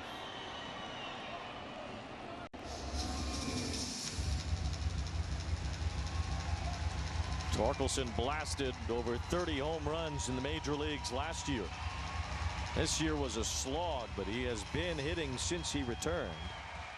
He homered last night. He has tremendous power. The former #1 pick. Swings and misses. Strike 3. Splinker. Ben Joyce leaves him loaded in the 8th. He strikes out Spencer Torkelson to keep the Tigers off the board. Soda's back. Like, actually back. The twist? It's better for you this time. You deserve that mouth-watering swirl of bold flavor and refreshing bubbles without feeling bad about it. Because cravings aren't a crime, people. So no more hiding cans at the bottom of your recycling bin or sipping sparkling water with your burger and fries. It's time to love soda again. Like right now, because we're officially bringing soda back. How you get healthcare matters. That's why millions of guys trust Hims. For mental health, ED, and hair loss, Hims can help. Through a free online intake at hims.com, you can hear back from a licensed provider in hours instead of waiting weeks. Plus, through the app, you can control your shipping, access curated content, and message your care team at any time. Premium care, ultimate value. Find your doctor-trusted treatment 100% online. Get started today at hims.com. When it comes to tickets, pick TickPick. You're picking the best prices guaranteed, with no hidden fees ever. Pick from thousands of live events. No hidden fees, more savings. Download the TickPick app. Join the million-plus fans who have made game days more entertaining by playing along on Underdog. Basketball fans from all over the United States have won over $1 billion. Underdog Fantasy, calling all dogs. I feel like I lose track of at least $500 a month. And what a job here. Pitch by Ben Joyce against Torkelson. First pitch, Splinker down. Four-seamer away. Splinker in. Fouled off a four-seam fastball, but I love what they did on this one. Matty Theis calls for that splinker in, down underneath the hands. A strikeout by Ben Joyce. Torkelson loves to get his arms extended. He's got a shot, even 103. But that down and in pitch, unhittable.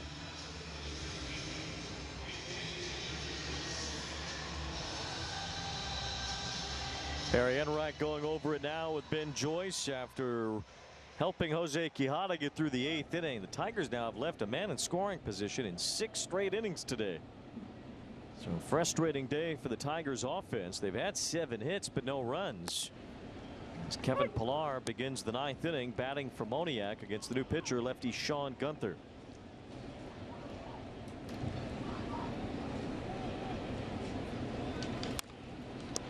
Back to the mound. Gunther fields his position, and that's the first out. The ground ball's back to the mound here. That little path from home plate to the mound has been busy. Seems more inviting for a batter with that dirt path. Yes, it is. Going back to Hyundai Key for the game today. Upside down. You saw that upside pitch. Zach Neto for a 2-run home run, and then that downward action on all the pitches today from Kochanowicz, Contreras. Although Quijada upstairs, but that splinker down by Joyce. Working down, upside down. Well, I don't know how you don't end up upside down facing Ben Joyce. As Matt Vierling stays in the game to play right field for Detroit. Andy Ibanez at third base. The Tigers used a couple of their right-handed pinch hitting options. Surprised to see Carpenter get taken out though instead of Meadows. And Carpenter's been crushing the baseball. Could have had Ibanez bat for Meadows. It would have been the same difference. Vierling could have played center field instead of right.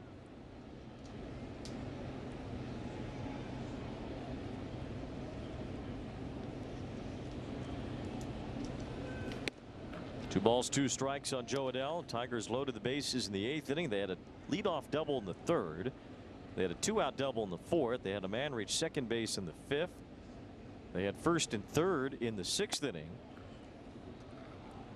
In the 7th inning, they had a man reach 3rd. In the 8th inning, they loaded the bases. They haven't scored any of those. Well, they kind of flipped the script on the Angels. It's yeah. Like I said, the song Upside Down. That was Stranger Things upside down world. It's been the upside down today. Adell on a check swing. It's a bouncer to first. As Torkelson handles that. 2 up, 2 down. Head to the Big A Friday, September 27th. That's the last series of the year. The Angels host the Texas Rangers, and the first 25,000 fans will receive a golf rope hat courtesy of Nitto Tire. Visit angels.com/promotions today. You a big golfer there, Wayne?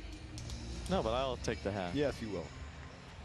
Logan O'Hoppe will bat for Cavadas here as Chris Fetter, the pitching coach for the Tigers, goes to the mound.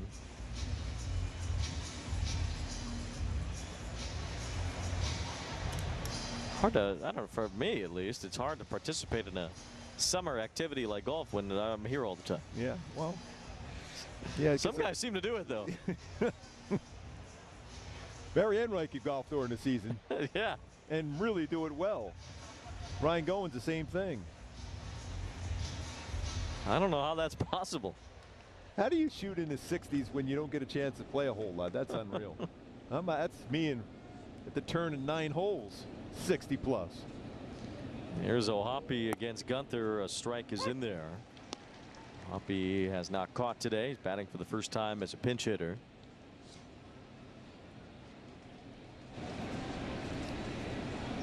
A base hit and a run scored in the game last night. And battling the strikeout over his last 18 games. He has struck out 32 times. Another pinch hitter on deck, and Jack Lopez. Lopez will come in for defensive purposes in the bottom of the 9th, so get him in at bat, I suppose, if O'Hoppe reaches with 2 outs. Angels head back home after this one as O'Hoppe lifts one to left field, but it's playable for McKinstry as he goes back to end the inning. We'll see Ben Joyce back on the mound for the bottom of the 9th.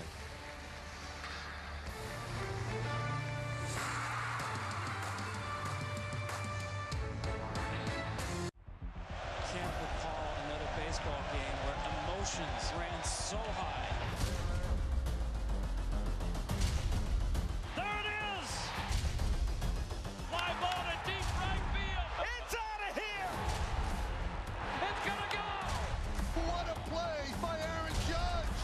Experience game-to-game coverage of the night's biggest moments, live and commercial-free. MLB Network Strike Zone, Wednesday and Friday nights all season. Step up to the plate and get ready to play ball. The baseball show for kids where you can learn about batting, fielding, and everything in between from the real pros. Every swing is a big hit on Play Ball. Saturday mornings at 10 Eastern on MLB Network.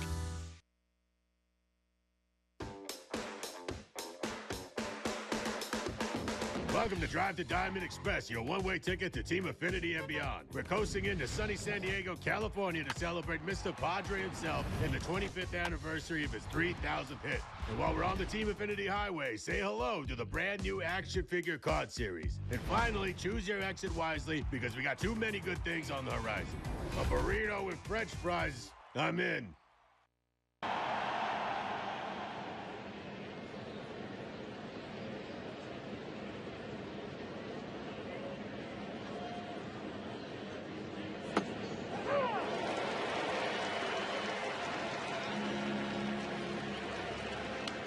It's been a good one so far as the Halos have a 3-0 lead. Zach Neto's hit his 20th home run of the year to join the 2020 club. And the pitching's been outstanding today, working through some troublesome moments, including Ben Joyce striking out Spencer Torkelson to leave the bases loaded in the 8th. Now Joyce will face the bottom of the Tigers order here in the 9th inning, with McKinstry leading off, then Sweeney and Dingler. Top of the order lurking. If Detroit gets some base runners, Joyce will try to make sure that doesn't happen. And there's a big old heater at 102 to start the inning. And your first pitch in the inning, 102. Pilar stays in the game to play center field.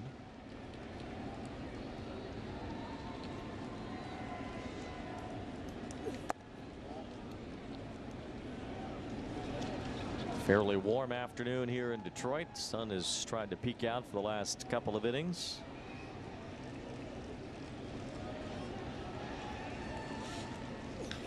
Bouncing ball up the middle, and it gets through. Jack Lopez now in the game at second base. And no chance for that. So it's a base hit for McKinstry. And well, the Tigers have had plenty of hits today. That is their 8th. It's the 3rd for McKinstry. He's down and got that splinker. And a ground ball. As much as we always talk about strikeouts for Ben Joyce, he's still a guy that lives on the lower third, so he gets a lot of ground balls. Here's Sweeney, who has a base hit. He takes strike 1 from Joyce. Angels head home after the game. They'll play the Mariners tomorrow. And during that series, we'll see the major league debut of Keider Dana. He'll oppose Bryce Miller on Sunday. Ooh. Big fastball. 102.7. That was not Kiss FM if you're swinging the bat on that. Dana against Bryce Miller Sunday. It'll be two guys both throwing with big arms in that finale against the Mariners. 0-2. Swing and a miss. Strike 3. Back-to-back 102.7 mile an hour four-seam fastballs for a strikeout. Well, you can kiss Trey Sweeney goodbye after that 102.7. Yes. 2 strikeouts for Joyce. I'm going to ground ball double play here to finish it off right here for the Halos. It's Dingler fouling off the first pitch. Detroit's hit into 2 double plays today. Jack Kochanowicz is in line for his 2nd major league win. 6 scoreless innings from him.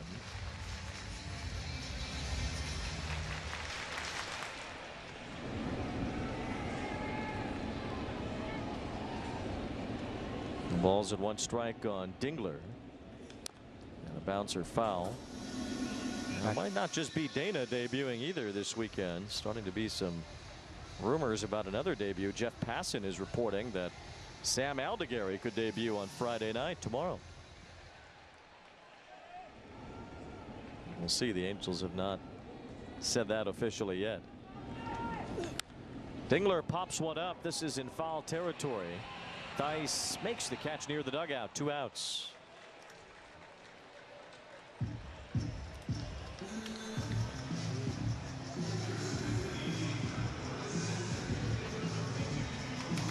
Well, the Angels bullpen continues to be outstanding. Best bullpen in baseball since June 17th.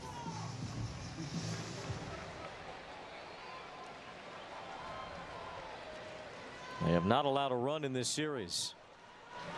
Here's Meadows, 1 for 4 with a base hit.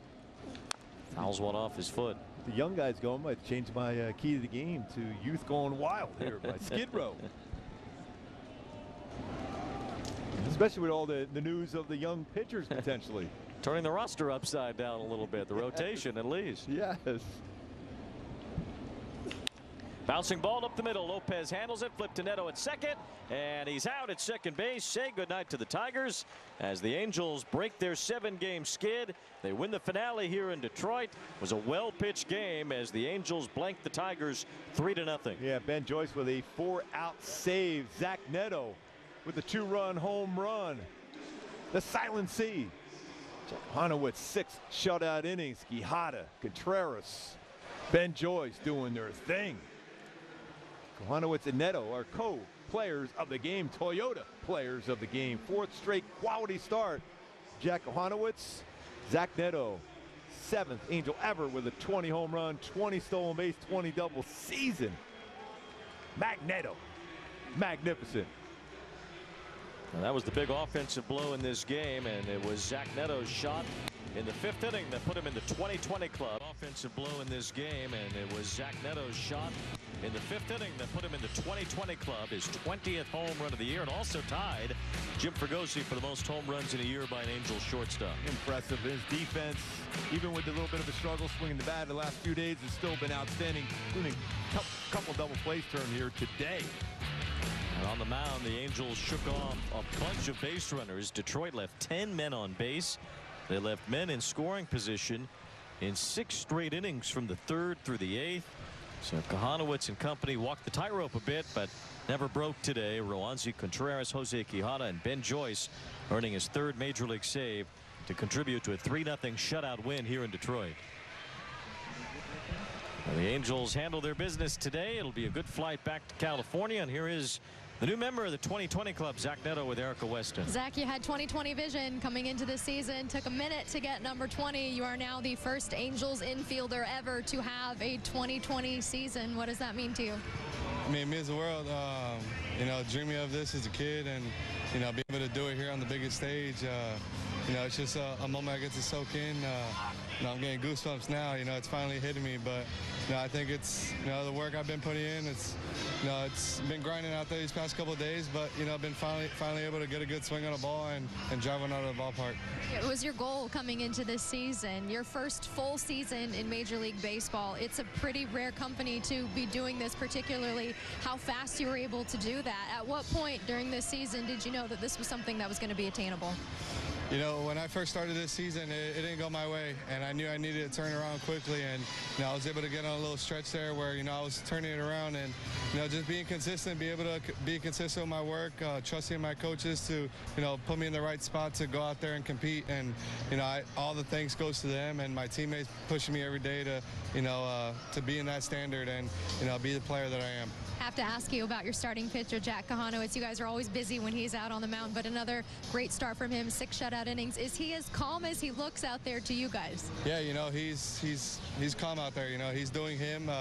I told him after his first start in Washington, I told him, hey man, like I've been pretty lonely out there. I need some ground balls, and he's held his own end of the deal, and just be able for him to throw strikes and get contact, whether that's base hits or ground balls to us. It keeps us busy and keeps us entertained in the game. I think you earned your Big Papa nickname now. Thanks for the time. Congratulations. Thank you guys. All right, guys. Now Big Papa's 2020, Zach Neto with his 20th home run of the day of the season, helping the Angels win today. They beat the Tigers 3-0 in Detroit. We'll wrap things up in just a moment. Thanks. What'd you get? Oh, I got another double shot, double cream. Want to elevate game night? Turn on MLB Big Inning, a revolutionary way to see the biggest moments from every game, live and commercial-free. Find it on the MLB.tv home screen. MLB Big Inning on MLB Network and MLB.tv.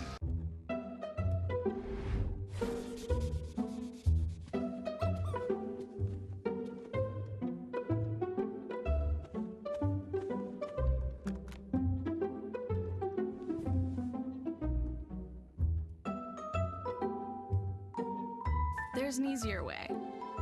From painting and cleaning to repairs and more. Taking care of your home is easy with Thumbtack. Download the Thumbtack app and start caring for your home today. Man, I've seen things you wouldn't believe. But this I have not seen. You know, nothing phases me, man. Nothing. But these guys got me phased. Now, this game found another gear. Think you've seen this before? Keep watching.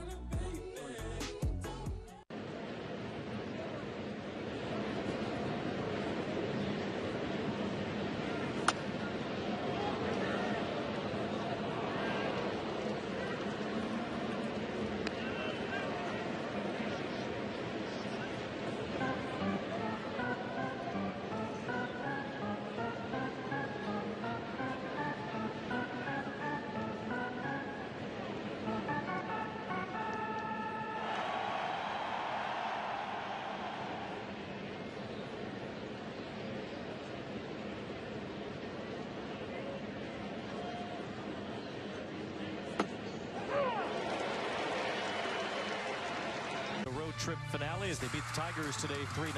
Now they'll be back home tomorrow. It could end up being an interesting homestand. Plus Keider Dana's debut on Sunday. Our next broadcast on Bally Sports West will be on Saturday when the Angels and Mariners play game 2 of their series. Angels Live presented by Nissan will be at 6 o'clock. Game is on Apple TV tomorrow night. Stay tuned for Angels Live postgame presented by the OC Healthcare Agency with Erica Weston and Mark Gubaza. For Gubi and Erica, I'm Wayne Randazzo. Baseball is a sport. Pero la verdad es que para nosotros, el béisbol es otra cosa. El béisbol es un corrido, un dembow y un reggaetón prendido. Es un plácata bien fuácata. Eso es otra cosa. It's the Plátano Power and the Arepa Power. It's a familiar name and juniors who dare to dream big. El béisbol es otra cosa. Catch up on all the baseball action with a triple play. Kevin Millar, Ryan Dempster, and Sierra Santos. 3 hosts joined by baseball's biggest stars. Welcome to the best interview in baseball. Intentional Talk, only on MLB Network.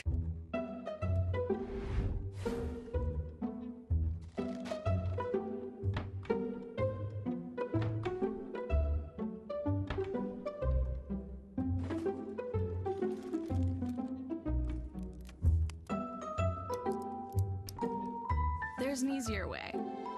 From fixing your cabinets to cleaning your countertops. Taking care of your home is easy with Thumbtack. Download the Thumbtack app and start caring for your home today.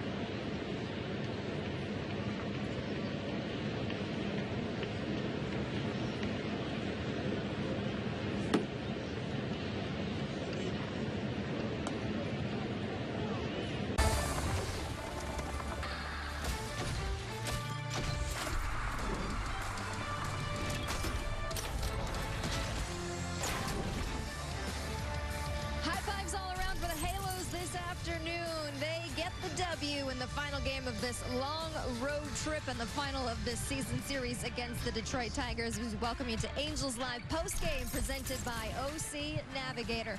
A shutout win before the Halos come back home. 3-0 your final score. Lots of good ones in this game to talk about this afternoon as we welcome you back inside Comerica Park alongside Mark Gubicza, Erica Weston with you. The sun came out because the Angels finally won against the Tigers. It's been a tough trip, Gooby. It's been a tough series, no doubt. The offense did just enough to get a win, but today the story was starting pitching and all of the pitching. Yeah, Eric, just enough offense, led by Mickey Moniak and Zach Neto, but the pitching staff led by the Silent C. Jack Kochanowicz was dominant. 4th straight quality start, 6 shutout innings. Spicy came in there, did a solid job. Contreras came back after that tough one up there in Toronto, and Ben Joyce, just say, wow, he's unbelievable. He is unbelievable. 4-out save for Ben Joyce, but really Jack Kochanowicz set the tone, and he was very efficient early on in his work against the Tigers, Scooby. Coming in this game, 40 ground ball outs his last 3 starts. He goes out there today with 10 more, and he had enough on his fastball and his curveball to get 4 strikeouts. 2 strikeouts on his curveball, 2 on his fastball, both looking at running sinker upstairs. This command, I just love the fact that no matter what the scenario was, he was still under control. And when he needed that ground ball double play, no panic, no overthrow, just work downstairs. Matty Thice deserves a lot of credit. He did a really nice job working with Kochanowicz in the entire bullpen here today, but what a job there today. Let's take a look at the starting pitchers for both teams this afternoon. Similar numbers, Gooby. The offense doing something for Jack Kochanowicz today, but good pitching from both sides of the diamond today. I mean, Montero's been throwing the ball really well. He had in his last 4 starts, 3-0 with a 3 ERA.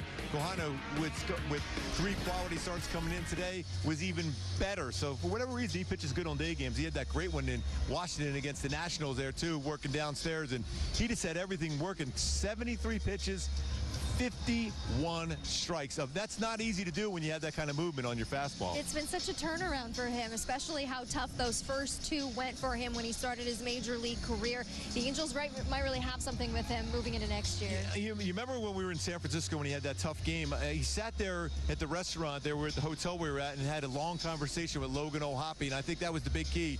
He was basically saying, hey, you got great. Don't worry about what's happened in the past.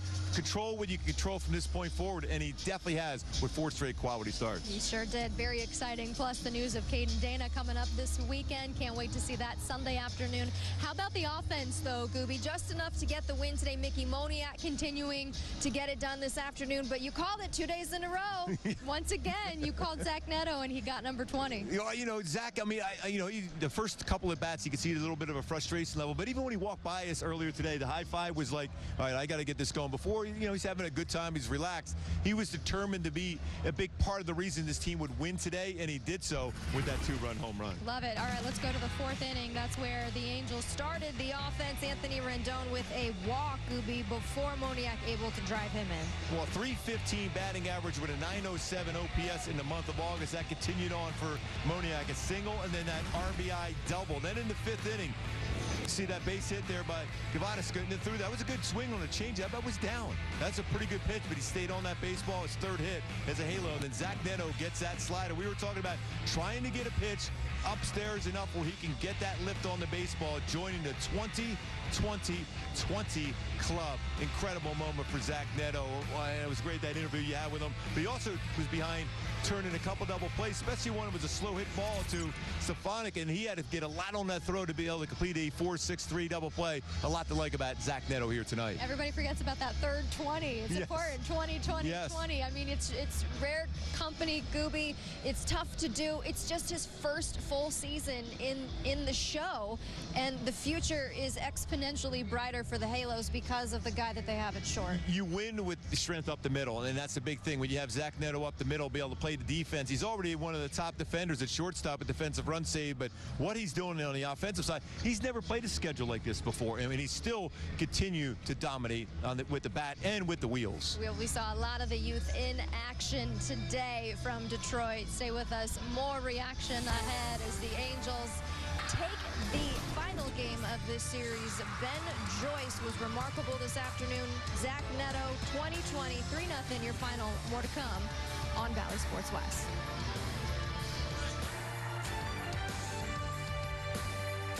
Angels Live is presented by the Fernando Tatis. This guy is a package of dynamite. He's the best. Oh, he made the catch! This guy's putting on a display. At his best, he makes the game so much fun to watch. What doesn't he do? I think he's the most popular player. He just got flair. He's going to steal. Oh! You are a cartoon character. Come on! Nando! Béisbol es a sport, pero la verdad es que para nosotros, el béisbol es otra cosa. El béisbol es un corrido, un dembow y un reggaetón prendido. Es un plácata bien fuácata. Eso es otra cosa. It's the Plátano Power and the Arepa Power. It's a familiar name and juniors who dare to dream big. El béisbol es otra cosa.